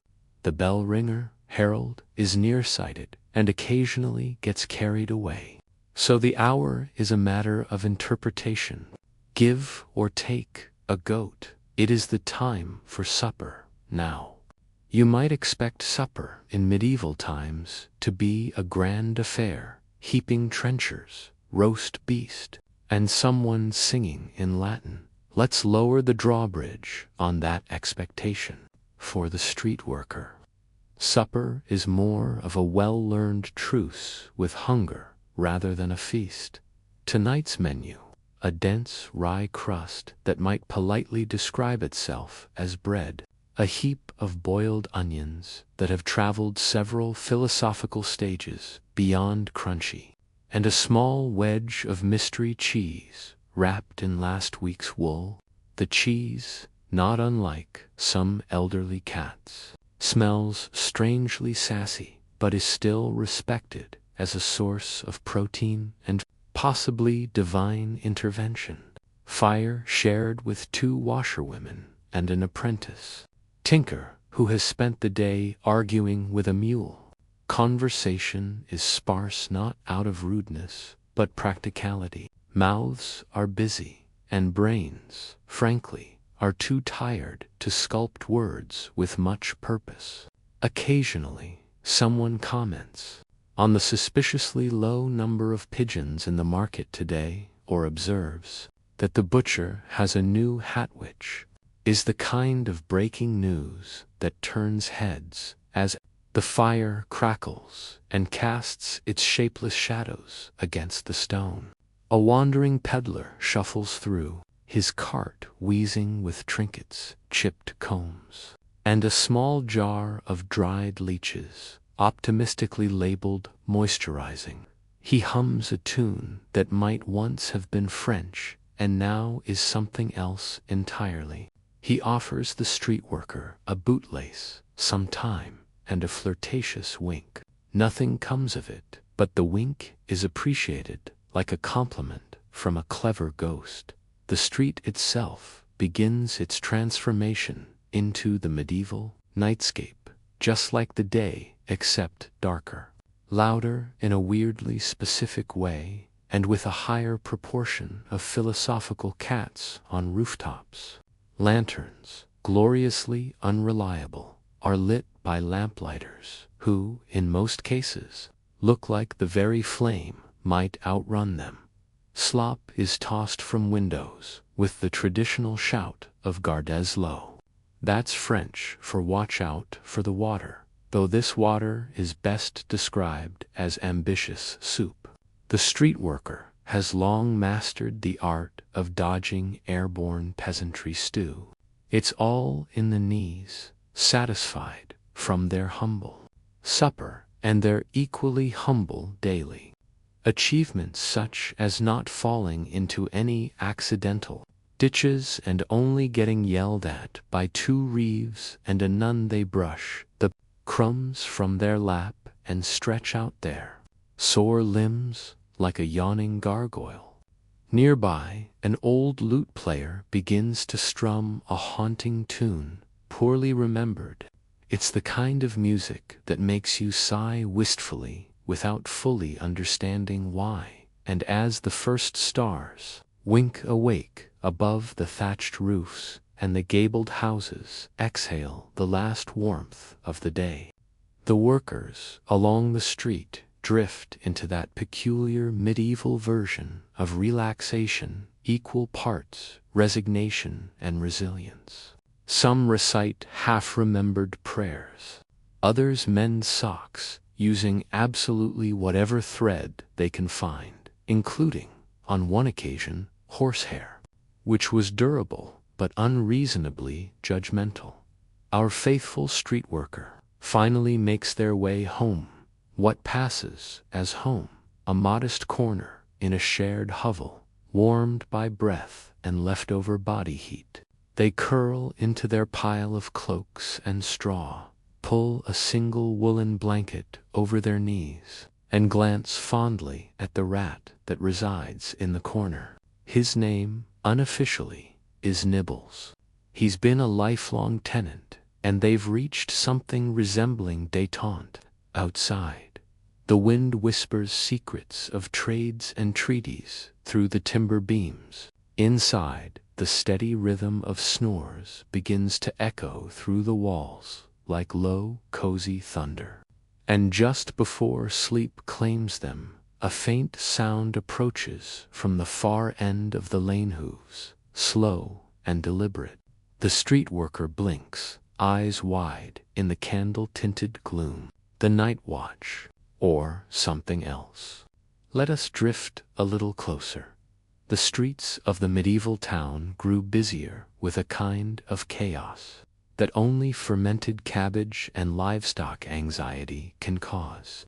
There's something oddly soothing about the bustle of a medieval street, the clatter of wooden cartwheels wobbling over cobblestones, the distant cries of a chimney sweep trying to sell second-hand soot, and the unmistakable hum of hurried barter. Our street worker, the ever-resourceful Tom, pauses near the well to wet his lips and swap a word or two with Agnes, the water carrier. Agnes, built like a barrel, but twice as dependable, was the kind of woman who could silence a town crier with one lifted eyebrow, and whose gossip traveled faster than the plague. She drew water with the authority of a crusader unsheathing a sword, and no one questioned her technique, not even the well. "You hear about Dame Ellsworth's goose," Agnes muttered, sloshing water expertly into a clay jug. "Gone, vanished. Some say it was a fox. Others say it simply got sick of the sermons and ran off to join the minstrels." Tom nodded solemnly, as one should when confronted with avian wanderlust. Likely it's seeking enlightenment, or soup. The brighter hours did not promise ease. With the townsfolk emerging from their hearth-cozy dens in search of bread, gossip, and minor altercations, the streets came alive in a way that made street work a careful dance. Tom had to navigate everything from chamber pots flung with questionable enthusiasm to street performers who considered boundaries a personal insult down by Shoemaker's Lane. Tom was tasked with fixing a broken guild sine creaky, centuries-old emblem of a boot with more character than structural integrity. As he climbed the ladder, balanced precariously on 2 flagstones and a philosophical chicken, he took in the view, a world stitched together with wool, wood, and willpower. There was something oddly poetic about medieval signage. Most citizens couldn't read, so shopkeepers relied on pictures crudely painted but fiercely proud. The shield of the barber showed a red-danned white pole, which incidentally wasn't about peppermint, but a reminder of haircuts, bloodletting, and possibly minor exorcisms. Meanwhile, the tavern sign boasted a frothing mug with eyes.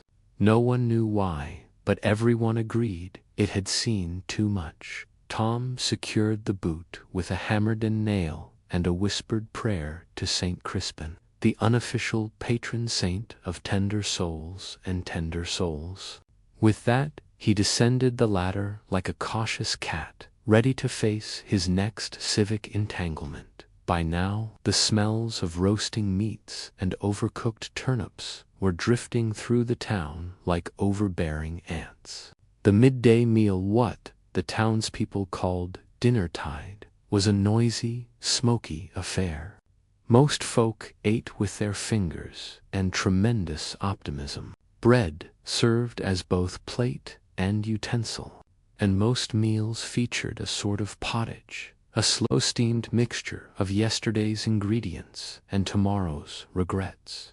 Tom sat briefly on a low stone wall beside the scrivener's shop, tearing a piece of rye loaf baked to a density that could withstand a siege. Nearby, a troupe of players rehearsed for an upcoming mystery play. Their version of Noah's Ark had taken some creative liberties, including a subplot in which the unicorn overslept and a side character ominously named Dave. The players argued over theology, costumes, and whether chickens counted as comedic relief. The town priest wandered by, looked vaguely alarmed, then kept walking, which, in ecclesiastical terms, was a glowing endorsement. Eating in the open was how people learned news, swapped yarns, and developed a high tolerance for dust. As Tom chewed, he listened. A friar was warning a baker about sinful pastries. A tanner was threatening to move to York. A small boy was repeatedly shouting the word pickle for reasons no one could determine. With the light softening and shadows glazing the alleys in coppery yawns, Tom wiped crumbs from his tunic and stretched his arms. There were still roofs to patch, lanterns to clean, and a suspiciously loud pothole in front of the apothecary that now emitted a smell best described as regret with a hint of onion. He hoisted his satchel and strolled on. The air was beginning to soften, less spice, more soot. Evening would be here soon, and with it the chorus of frogs, thieves, and half-remembered chores. And just beyond the square, a curious clatter beckoned, metallic and rhythmic. Like someone arguing with iron, Tom turned toward it, catching the faint scent of warm brass and a flicker of forge light dancing across the Kobe LES as the light settled over the market square like a velvet shawl. Someone, having casually tossed it over a wooden stool, the rhythm of the medieval town took on a slower, softer beat. Stallholders packed up their wares with the contented weariness of those who'd spent the day loudly convincing strangers that turnips could, in fact, be exciting. The clattering carts rolled away. The bards tuned their lutes down or simply gave a pand. The last impatient chickens clucked themselves back home it was time to sweep. Enter. Then, our humble hero of the hour, the street worker assigned to the ancient and honorable duty of cleaning up after the rest of humanity. With a sturdy broom fashioned from bound reeds and the resigned air of someone who once dreamed of becoming a falconer, Thomas, the street sweeper, began his rounds. His ears still buzzed faintly from the day's bells and shouts, but the solace of the dimming world soothed him. The smells of the marketplace meat pies, wet wool, and what could only be described as pungent mischief leaking from a nearby tannery were slowly giving way to the quiet aroma of hearth smoke and spent candle wax. In theory, streets oughtn't need sweeping. After all, there were far fewer cobbled boulevards than most stories would have you believe. Yet those humble dirt roads welcomed droppings from every conceivable beast. Shadowy puddles of spilled ale, the odd stray fishtail, and a generous helping of what scholars delicately refer to as night soil. Much of this, regrettably, was flung from chamber pots with a shout of Gardaslow, from an upper window and a prayer that no one below was of the upward-looking sort. Thomas maneuvered his broom with the elegance of a court dancer maneuvers the applause. And with slightly more chicken feathers, he paused now and then to chew on a piece of dried apple and look up at the gathering stars, as if asking them what on earth people had eaten today. The sky gave no answer. It tended to mind its own business. It wasn't a glamorous job, but it was a necessary one. Medieval townsfolk might not have embraced cleanliness with the modern gusto of a hand sanitizer enthusiast, but they did grasp, at least vaguely, that too much filth on the streets could lead to discomfort, disease, or the plague coming to tea uninvited. Also, rats. There were already far too many rats applying for permanent residency by order of the town councilor group of men who wore large hats and spent a suspicious amount of time debating eel regulations. Each district hired street workers like Thomas to keep things moderately bearable. His duties ranged from sweeping to occasionally clearing drainage ditches and once, memorably, retrieving a goat that had fallen into the town well after getting tipsy off fermented apples. As the town bell rang its familiar sequence from the church tower, Thomas reached his favorite part of the square, the quiet corner near the baker's shop, where warm, crusty smells still lingered and mice played an endless game of dodge the. Here he often slowed, taking a final sweep before heading homeward across the way. An old lamplighter was making his rounds, lifting his torch and lighting the oil lamps that dotted the main road. Their orange glow shimmered gently over the cobbled edges, casting elongated shadows that made every cat look like a mythical lion and every barrel look ominously sentient. The lamplighter nodded at Thomas, both bonded by the shared ritual of tending to the city's second act, the part that unfolded under candlelight and constellations. And as Thomas packed up his things, shaking the last bits of straw from his broom and retying the small pouch of coins tucked into his belt, he took a deep breath.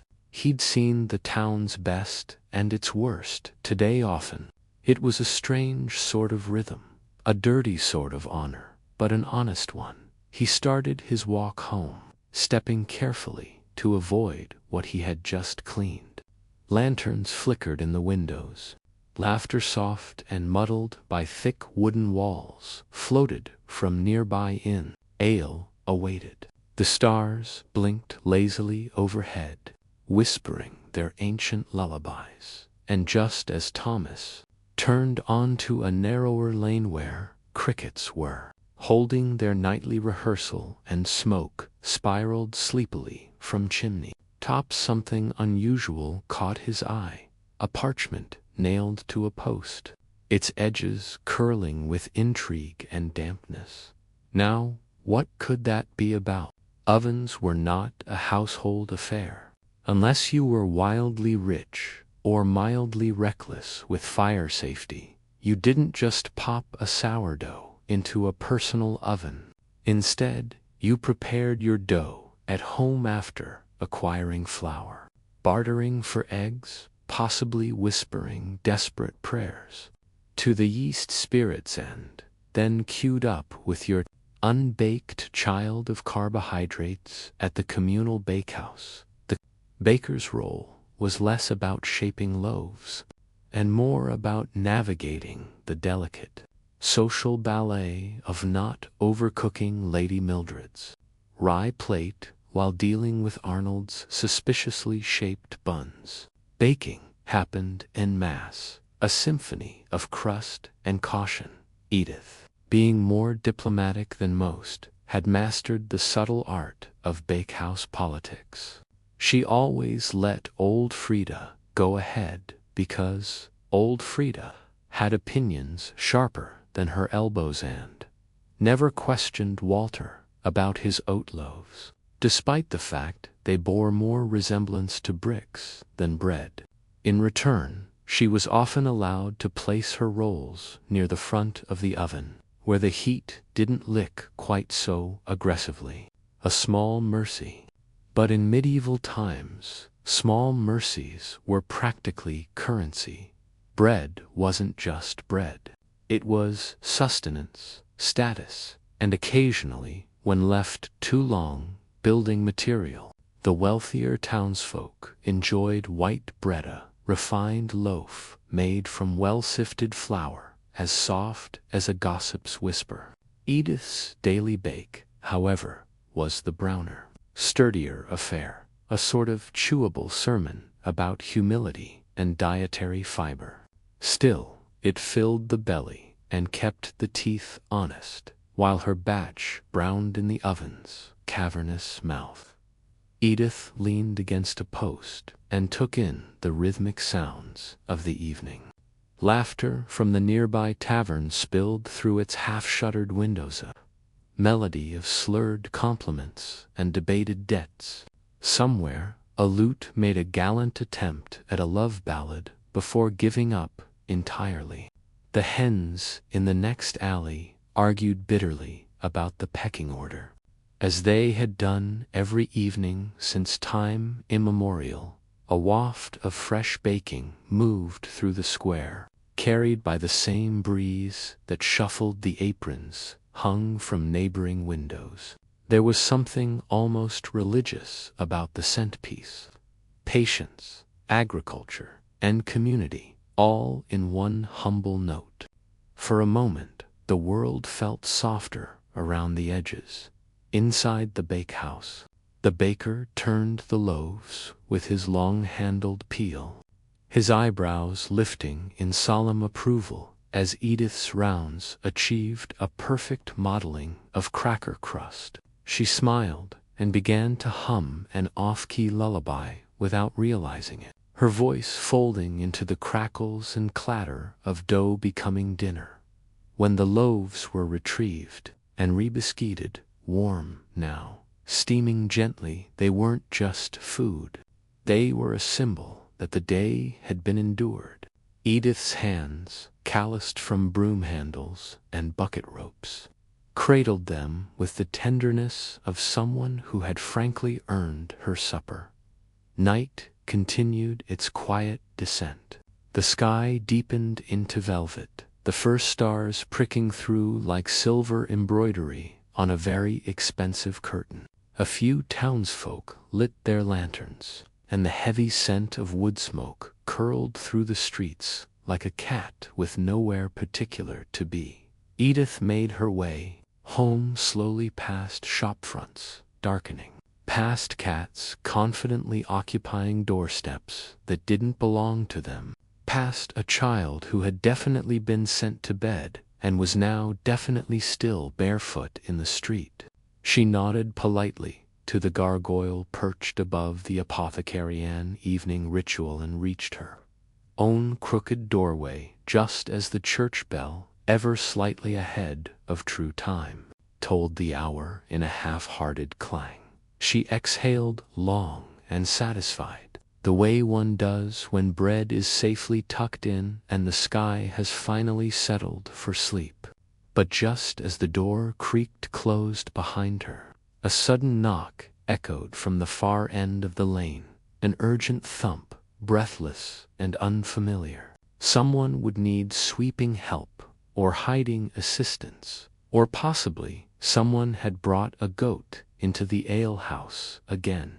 And so the evening was not entirely finished. The bells of St. Swin's tolled 5 slow, somewhat apologetic chimes. Cobblestones, still warm from the rare touch of English sun, found themselves speckled with long, slanting shadows. Our beloved street worker, Marjorie, turned toward the alehouse at the bend in small duck lanets, sign dangling crookedly as ever, a wooden goose mid-quack, forever frozen in protest against gravity, ambition, or perhaps sobriety. The pub was called the Drooping Fowl, named thus long before the owner suspected the implications. It served weak ale, stronger gossip, and had so many oaths etched into its benches that sitting down felt like consulting a particularly rustic, holy scripture. But Marjorie, like the rest of the laborers, drifted there not for sin or celebration, but for a sort of communal sagging, the kind of collective unwinding that didn't require many words. Just a wooden stool with 3 working legs and something lukewarm in a mug. She stepped through the low doorway, ducking instinctively, having once cracked her forehead upon that ancient lintel during a more enthusiastic entrance years ago. Inside, it smelled of cooked barley, candle wax, and the end of somebody's hope. According to tradition, the ambience was just right. Behind the bar stood Piersbroad of belly and Narrow of patience. His beard was frothy white, with precisely 2 gray hairs, not from age, but from a particularly traumatic tax audit under King Henry's reign. He nodded at Marjorie with a grunt only familiar publicans can give, and slid her the usual, a pewter cup of ale that could hold its own in an arm-wrestling match against broth. "Evening, Marge," he said, polishing a spot on the bar that had long since resigned to being smudged. "How's the muck today?" "Oh, delightful," Marjorie sighed, slipping onto a stool that let out a creak of protest. "Found a dead eel in the drainage trench again. Named him Geoffrey. Gave him a funeral, did you? Of course. Read to him from Mistress Elenina's discarded romance pages. Thought he'd appreciate some closure." The publican barked a laugh, short and sharp enough to startle a nearby dog. Asleep under the grain sack. Elsewhere in the pub, a group of thatchers complained about wind, injustice, and damp straw, though not necessarily in that order.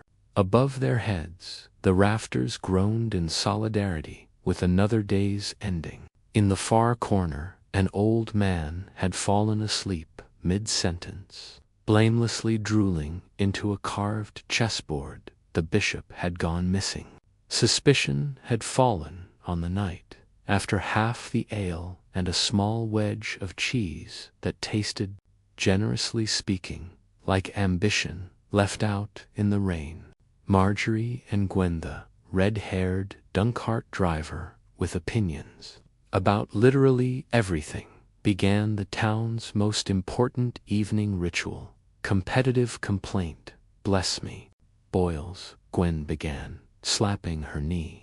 Why does every merchant act like giving you a fair weight is a personal insult? They think the scales were built for decoration, Marjorie replied, swirling her ale solemnly. Or for intimidating pigeons, Gwen clucked. And don't get me started on chainmail. You ever walked behind a night on a hot day? Smells like boiled despair. Add some cabbage, Marjorie nodded. And you've got Tuesday's stew. The two burst into easy giggles, the kind that carry years of shared grime and stories. Like the time neither of them would pick up a pile of waste they both swore blinked. Or the mystery of the disappearing hose last seen on the washing line, presumably abducted by a nudist owl. As twilight deepened, candle flames grew taller, flickering like nervous guests. In this warm amber glow, faces softened, and even the bar's most dented mugs looked like heirlooms rather than liabilities. Marjorie leaned back, bones creaking in harmony with the stool, letting a long breath out through her nose. The day's clamorous filling had finally given way to this sweet, slow exhale.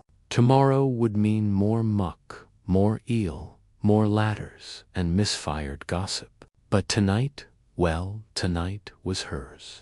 Hers and Gwen's, and maybe even Geoffrey the eel's, reincarnated as a particularly salty bar snack. Somewhere in the distance, a cat yowled philosophical disagreement with a brawling chimney sweep. Church bells gave a half-hearted ding, too tired for a full dong.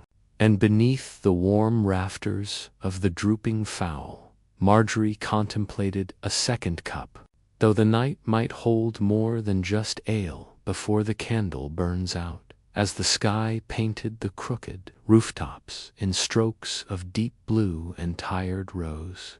Our street-sweeping hero, Tom, found himself pausing at the edge of the cobbled market street, broom tucked under his arm like a lazy lance. Candlelight flickered through shutter slats, and alehouses yawned open, welcoming late wanderers with the promise of warmth, an exceedingly questionable stew. Tom scratched the side of his head beneath the rim of his patched woolen cap. It was supper hour, or, as he liked to call it, the time when half the slop ends up in my jurisdiction. Market-goers had drifted away like leaves on a stream, but their debris remained, a poetic medley of cabbage nubs, fish bones, peach pits, and one pair of what might generously be called underpants. The underpants were not alone. Amidst the gutter's treasure, a curious fellow shuffled in his patch boots, clutching a sack that tinkled ominously with each step, dressed in the manner of a monk who had lost his monastery in a bet. The man offered Tom an unsettling grin. "Evening, good sweep," he said, with the airy politeness of someone who had just definitely stolen something from the cathedral. "Fine haul tonight." "Mostly turnip bits and existential despair," Tom replied with a straight face. "You?" The man clutched his sack a little tighter. "Relics," he whispered, eyes darting. "For trade in the morning.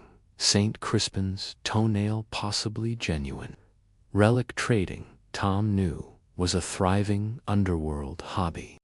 Medieval people were forever eager to own the spilled coffee mug of a long-dead monk, or the bone of a saint, or, more realistically, some unlucky pig. A chapel in York once unveiled what it claimed was the left thumb of St. Helena.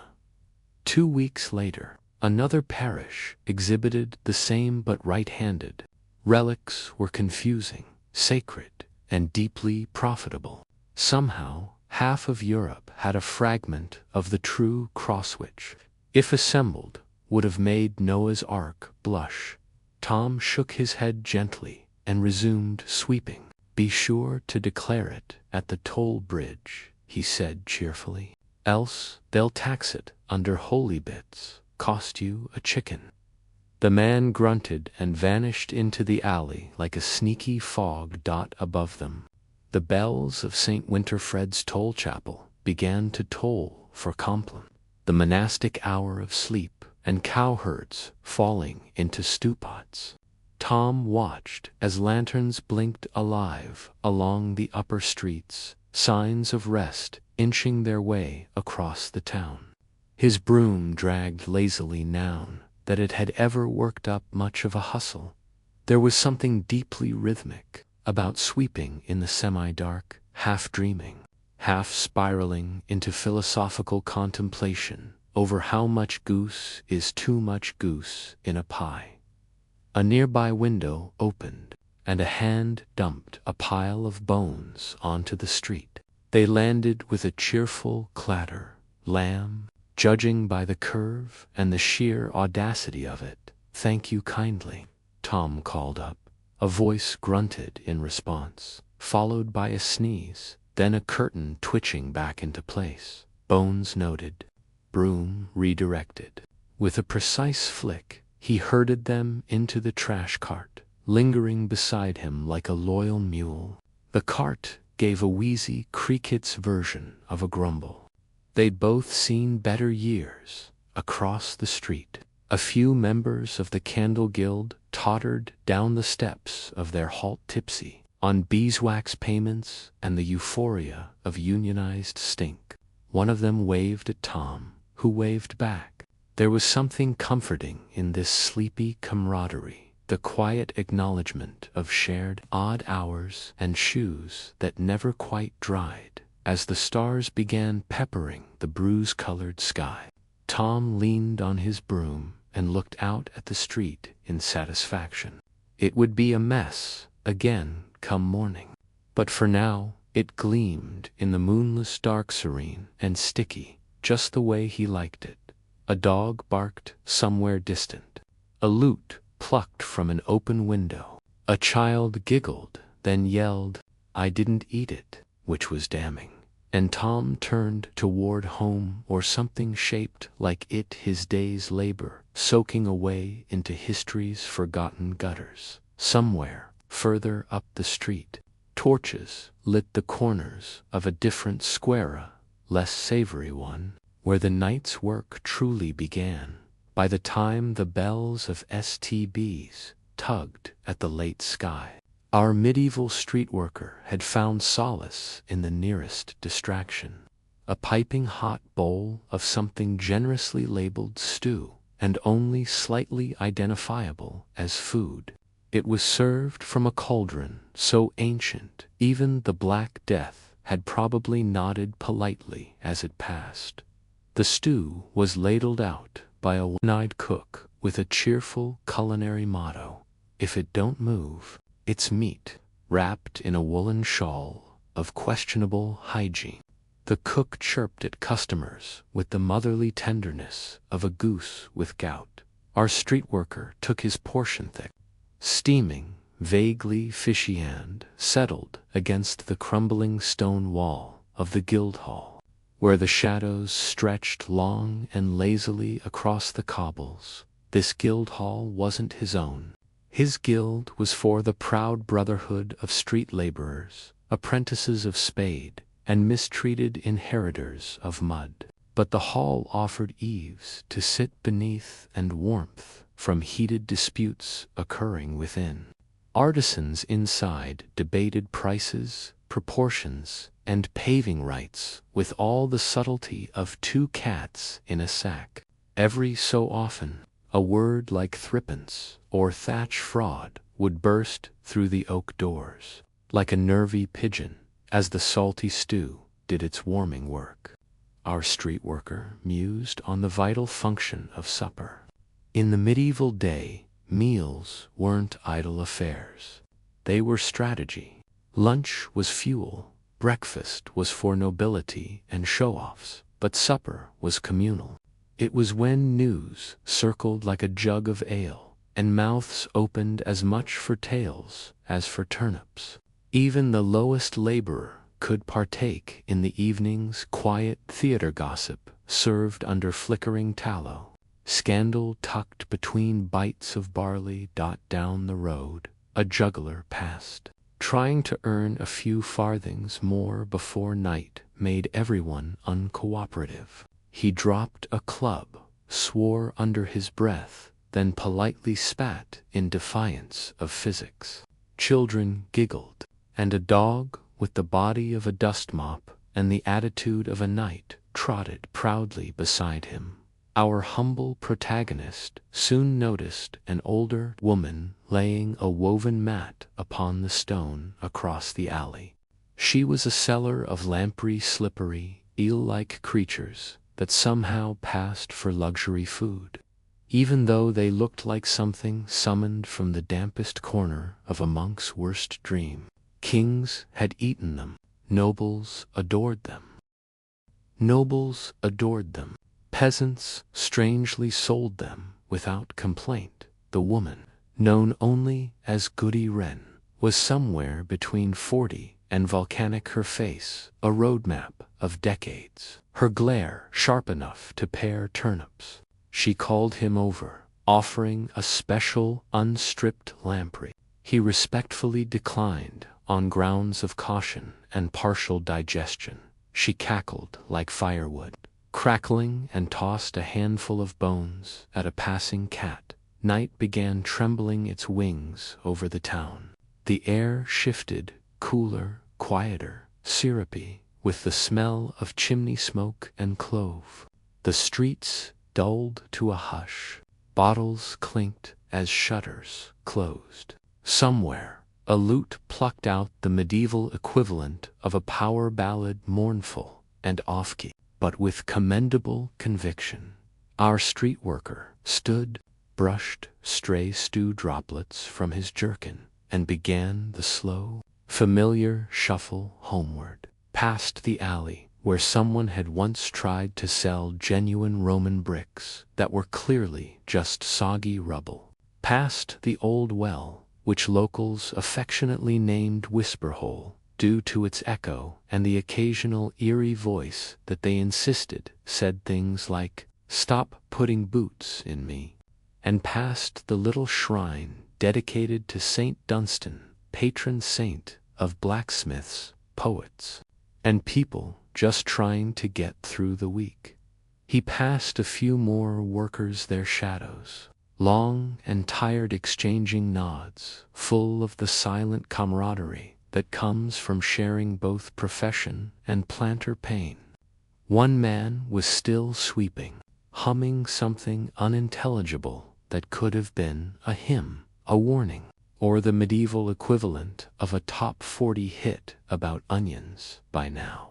The stars were beginning to peep shyly from behind clouds, and torches flickered like stories waiting to be told. Our street worker turned the final corner toward his quarters, more of a nook than a dwelling, and sturdier in spirit than in timber. Tomorrow there would be wells to clean, refuse to wrangle, barrels to roll, and streets to spread gravel upon like a bakery spreads crumbs. But for now there was rest, and somewhere nearby a rooster crowed far too early or far too late, reminding us that time in the medieval town was more of a suggestion than a schedule. What awaited after sleep? Perhaps a midnight visitor of the barely legal sort. Perhaps only strange dreams of talking pigs and tax collectors. But that soft little footstep approaching from the darket might just be where our sleepy tale turns next, in the faded glow of the setting light.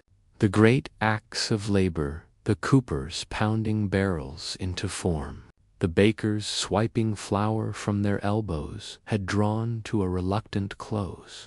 And in this quiet lull, our street worker, still nameless like most of his station, turned his attention toward one of the rare joys of his trade, the unofficial shift known as second supper, due to a curious custom in medieval England called toostaging. Laborers, especially those with calloused hands and uncertain bedtimes, took to splitting their evenings in two, the first defined by rest or a bit of sleep, the second by food, gossip, and mildly illegal music. Fires were rekindled, and stomachs grumbled again, satisfied by an early affair consisting of, let's be honest, mostly onions tonight. Our friend had been invited by his cousin, a thatcher's apprentice with more enthusiasm than balance, to an alehouse tucked behind the old tannery. It was the kind of place where the floor was mostly straw by design, not accident hand, where the drink was more trustworthy than the chairs. A perfect setting for a second supper that was, technically speaking, someone else's last meal leftovers warmed over a smoky fire. The ale housekeeper, woman of indeterminate age and invincible, cheer-ladled out bowls of pottage, best described as hearty if you're feeling generous and uncomfortably beige if you're being honest. It had clearly been simmering for days, absorbing forgotten vegetables and gossip in equal measure, as chunks of what might have once been turnip floated in his bowl like ships adrift on a meaty lagoon. Our street worker gave a grateful nod. Warm food was still food. From a nearby bench came the rhythmic twanging of a CRWTHA sort of medieval fiddle that sounded like a goose politely clearing its throat.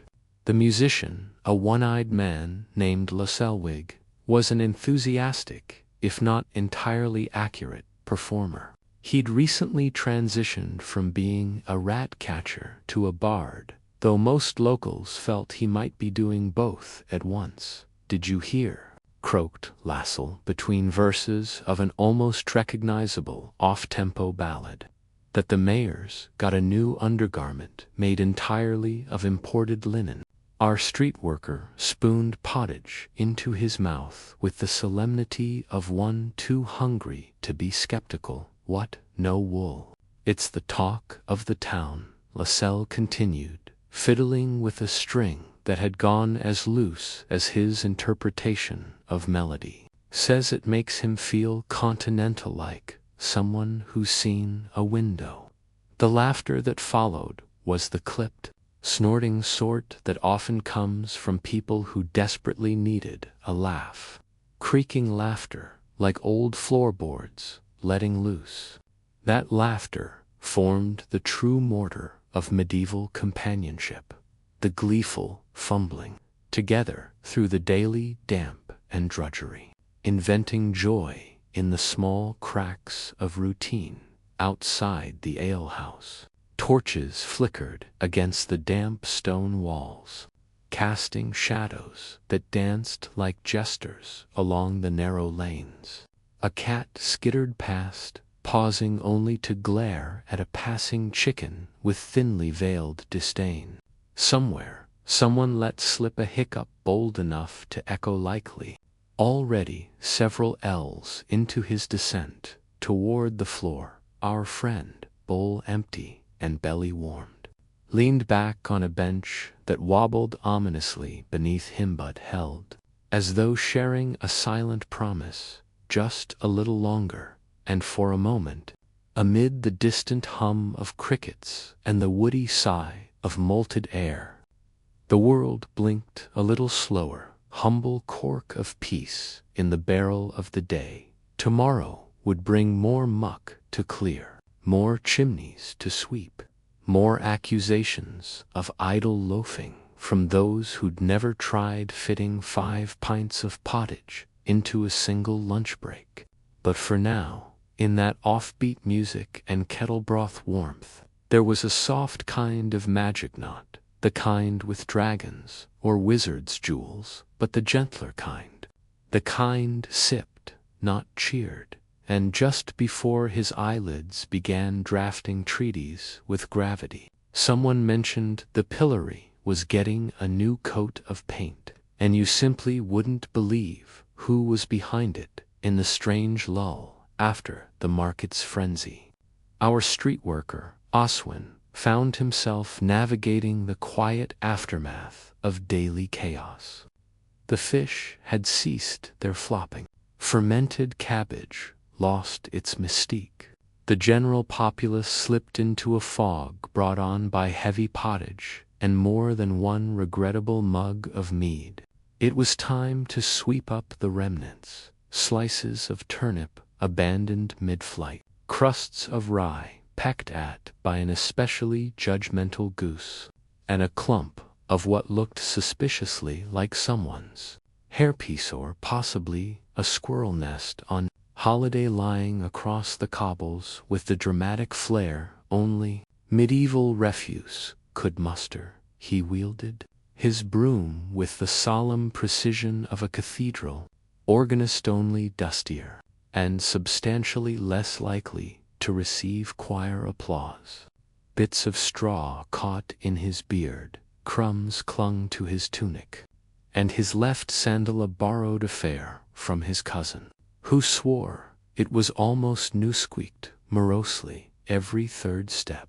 Oswin swept. Street sweeping wasn't just about clearing debris-ish, was about bearing witness, about maintaining the thin veneer of civilization between mud and meaning. Every stroke of the broom was a quiet defiance of entropy, a small act of care in a world that rarely returned the favor. And in that humble rhythm broom on stone, breath in air, stars over Hediswin found something close to peace. For now, the town held its breath, and so did he. Cleanliness. In 14th century towns, the hierarchy of filth was a political matter. Were you sweeping above or below the ox-dung line?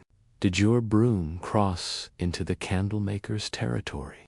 Was your ash barrel facing north, or had you violated the bylaws of the Cooper's Guild? Truly, these were questions that could ruin reputations or at least result in very passive-aggressive notes nailed to one's door. A highlight of the post-market sweep was always the appearance of Dame Alfreda, a carrot merchant turned amateur theologian after a vision during Lent convinced her that Saint Cath of Lindisfa had spoken to her through a particularly knobby root vegetable. In the lull between commerce and quiet, she canvassed the townsfolk with her basket of miraculous carrots and a stack of handwritten tracts, explaining how the curvature of certain legumes proved the existence of divine geometry. Oswin, she called, on this particular occasion, fanning herself with a leaflet entitled The Transcendent Tuber. Thy broom doth hum with the anger of angels. And you, Oswin replied, the corner of his mouth twitching upward. I think it's just the wind. He never quite trusted vegetables that claimed spiritual insight. He'd once seen a potato try to wedge itself through a tavern door. Whatever epiphanies it had to offer were lost behind splinters. Elsewhere, a pair of giggling apprentices chased each other with goose quills, shrieking in glee until running headfirst into a barrel of lime intended for more, promptly answered with puffs of indignation that it was not a toy. A jugbreaker called out nearby not who broke jugs, mind you, but a man tasked with replacing cracked ceramic vessels at pop-up stalls. His reputation depended on his claim to wholly unbreakable jugs. The same slogan written in charcoal on a cart that leaned precariously, as if conscripted against its will. He pitched his voice above the honking goose choir and wailed, 3 farthings a story included, before promptly launching into one about a jug that saved a man's marriage. The moral was unclear. The accent changed twice, and by the end, Nobody knew who the jug had loved more, the man or the candle holder. Oswin, of course, knew all of these voices, all of these patterns. The town had its heartbeat, a rhythm of small episodes that repeated themselves like a lullaby. Only the cobblestones seemed to remember. He moved between them, a caretaker of motion, someone who understood where the ruts would form after a season's rain, and which bench lid bore the initials of secret lovers, now likely married, two different people entirely. This narrow window between trade and quiet was a hallowed one. Children began their hesitant retreats indoors, their knees predictably coated in bruises and pie fillings. Bakers peeked out to see what remained of the daylight, and Oswin, faithful to his calling, performed a final flick of his broom beneath the apple seller's stool, dislodging to cores a questionable cufflink and a beetle with curious ambitions. He paused, then leaned on the handle, watching as a skinny cat made its way across the square with deliberate mystery, the sort that only cats and certain kinds of monks possess. A draft brushed by, stirring the banners and setting a nearby lute string humming from a window ledge. The sky drifted into syrupy gold, and in the distance somebody lit a torch. The world softened into its second act, and Oswin turned down the street toward the laundry commons, where stories were unraveled with soap and song, and where, just possibly, an argument about the most aerodynamic undergarments would take flight once more. The cobblestone veins of the city deepened into shadow, not with fanfare, but with the slow disappearance of distinction between soot and silhouette, chimney smoke and mist, duty and diversion. Our street worker, soot-stained and found herself meandering through the quiet space between labor and lantern light. It was the hour when bread bakers blessed their second loaves and alewives lit iron sconces outside their homes. Their flickering firelight announced the promise of a warm bench, a muddy mug, and possibly a conspiracy or two. The streets, once clattered with market merchants and goats playing songs on cobblestones with their hooves, quieted into murmurs, the kind of hush reserved for secrets told under breath or plans, whispered behind barrels, beneath the worn hood of her smock. Our heroine stirred with anticipation, not of rest, but of gossip. Night, after all, was the street worker's true library, where the town crier might yell facts at the lazy sun. The alleys and archways held stories whispered with sly smiles and the Persianal poorly hidden grimace, and so she made her way to Grub Lane, where Mistress Editha sold barley cakes by day and less spiritual comforts by night. But Editha was more than a merchant of mead and murmurs. She maintained an invisible bulletin board of neighborhood affairs, with encyclopedic memory and a moral compass that pointed very loosely north. Evening. Duck Editha murmured over the edge of her tankard, eyeing the street worker as one might a familiar pigeon, kindly but wary of droppings. Any news of Master Barlow's new apprentice? Our heroine pressed a few straw pence into the woman's hand, a tacit toll for the toll booth of local knowledge. Editha grinned, cheeks rosier than a bishop at confession. Ran off, not 3 hours past. Said he'd sooner marry a plague widow than spend another day scraping height for candles. Not that he'd have had much choice in either regard. Ah yes, the soapmaker's apprentice. Our street worker made a mental note. Wax has an uncanny ability to harden both candles and tempers. Elsewhere, down the lane, the fiddler Ambrose had set up on top of a rain barrel, playing melancholic tunes that made even the rats pause mid-scamper, their tiny ears twitching in time. His left shoe was missing its sole entirely.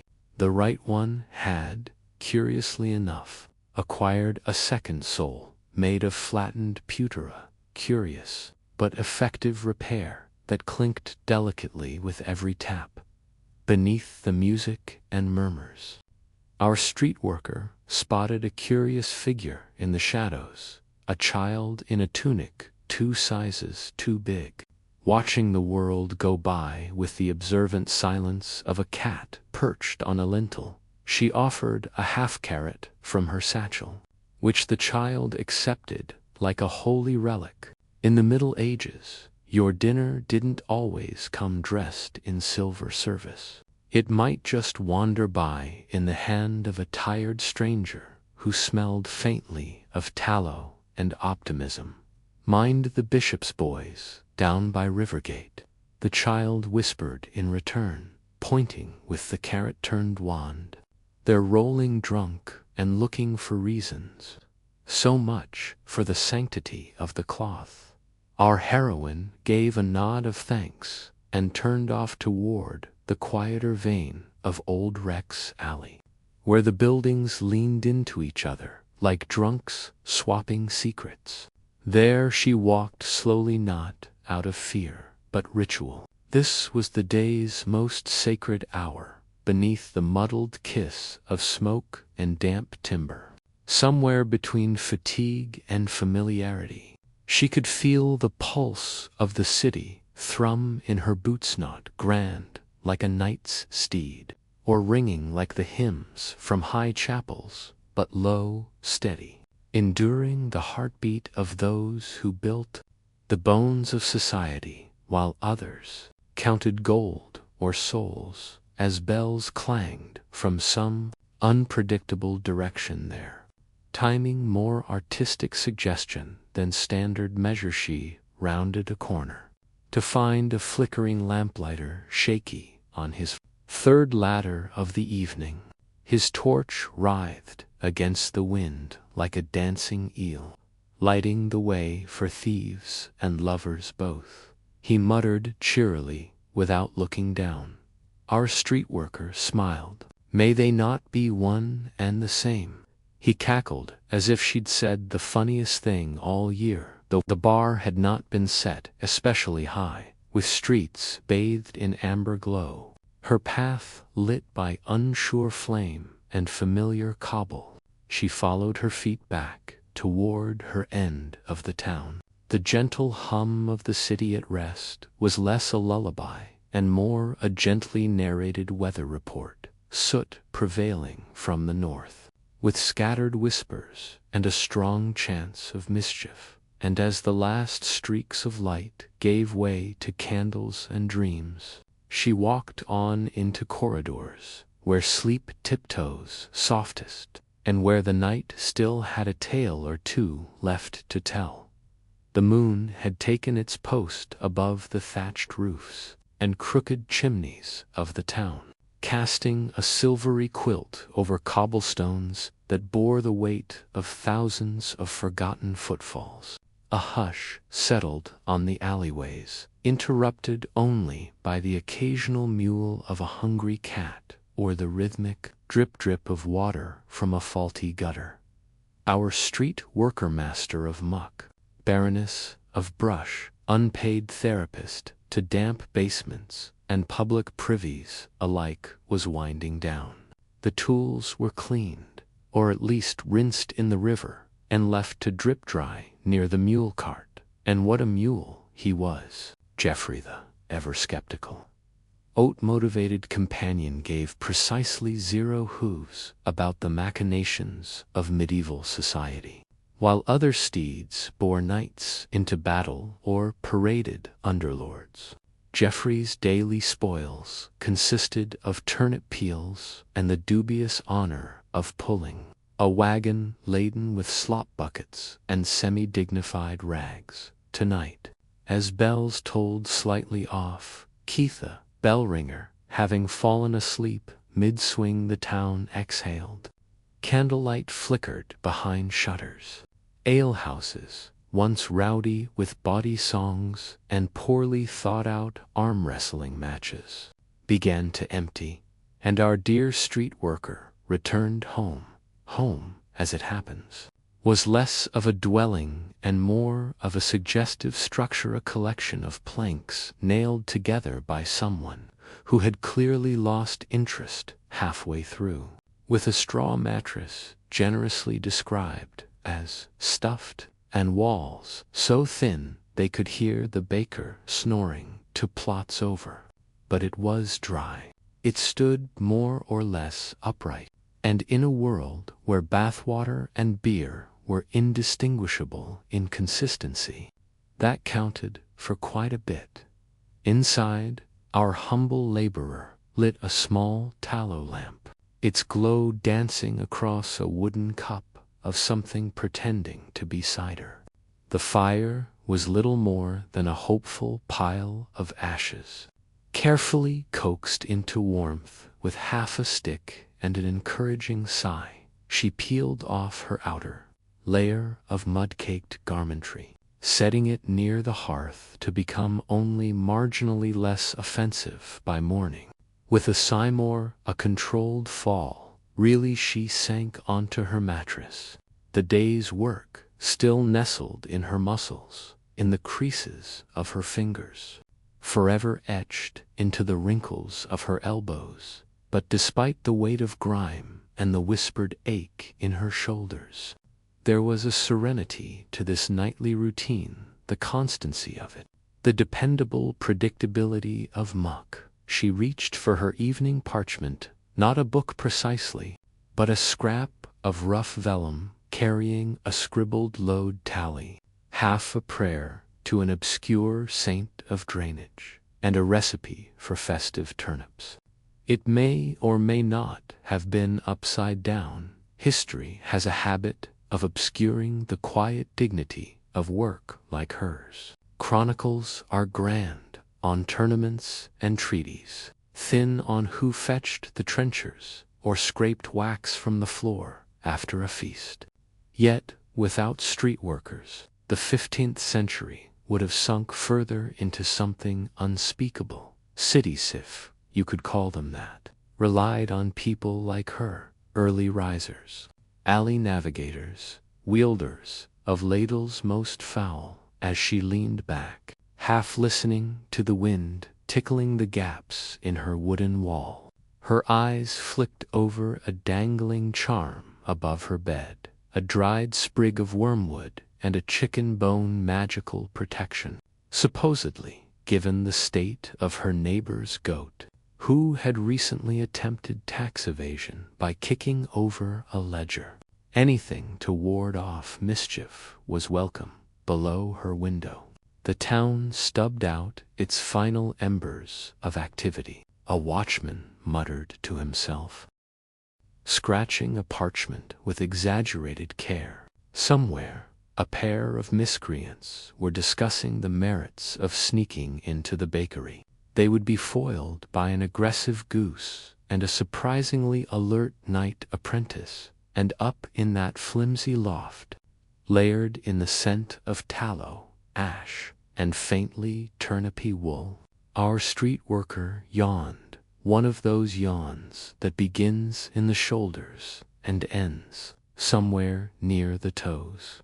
She pulled a blanket over herself, half wool, half pre-questionable materials, regulations, and lay flat, staring up at the beam criss-cross ceiling. Tomorrow would bring fresh slop, doubled rain, and further adventures in medieval pest control. But tonight, her world was small, safe, and simple. A roof overhead, a mule within earshot, and a day completed without incident, apart from the goose. But we agreed not to talk about that. She closed her eyes and let sleep wrap its arms around her. Not far off, a faint creak echoed Geoffrey, settling in the straw. All was well. Our humble street worker, let's call him Thomas, A name sturdy enough to fit soot in its pockets is now trudging home. Boots squelching with the remembrance of puddles past. Thomas's house is a modest affair, thatched roof, wattle and daub walls, and a door that creaks softly in complaint with each evening entry.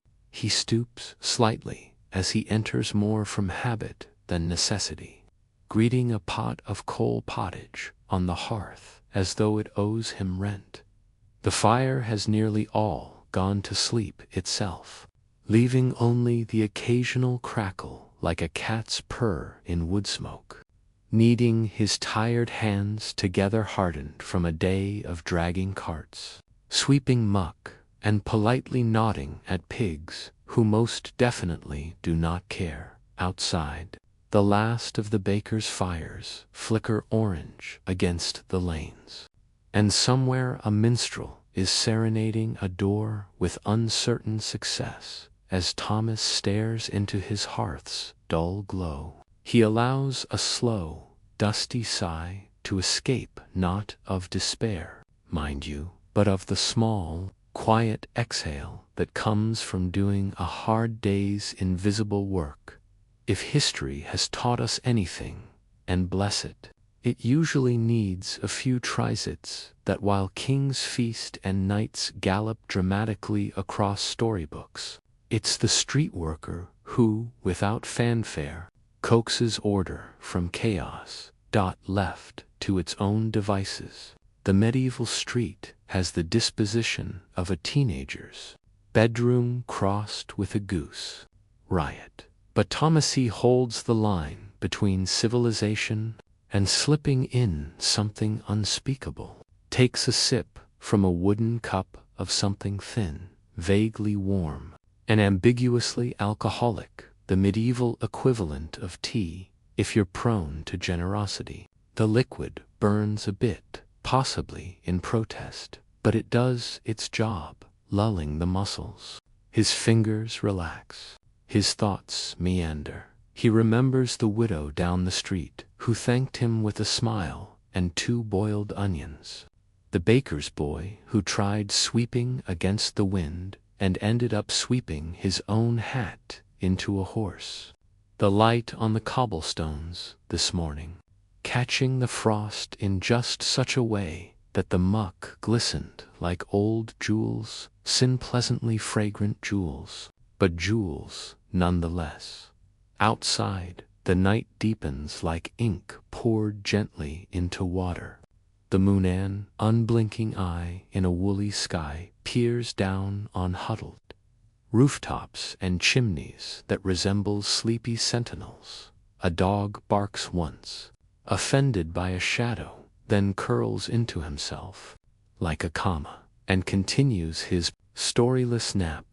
Thomas nods off in his charoni for a second, just until the log in the hearth shifts with a sleepy crack that startles him into a half chuckle, stretching the sort of stretch that sounds like a barn door opening. He sways delicately to his straw-stuffed bed in the corner, the mattress creaking in greeting. He lays down, boots off, toes wiggling in quiet rebellion, and pulls a simple wool blanket over himself. Outside, a drizzle begins soft and consistent, tracing rivulets down the windows like the world itself is dozing. By the time the streets call again with their secrets, their spills, their squabbling geese, the town will be waiting. But for now, across soot-stained stones and under lopsided shutters, the town hums low with sleep, and Thomas, skeeper of streets, unsung steward of the mucksnores, gently, not like a lion nor a dragon, but like a man who earned his rest, whose broom lies beside the bed like a knight's sword. Good night, Thomas. Good night, you.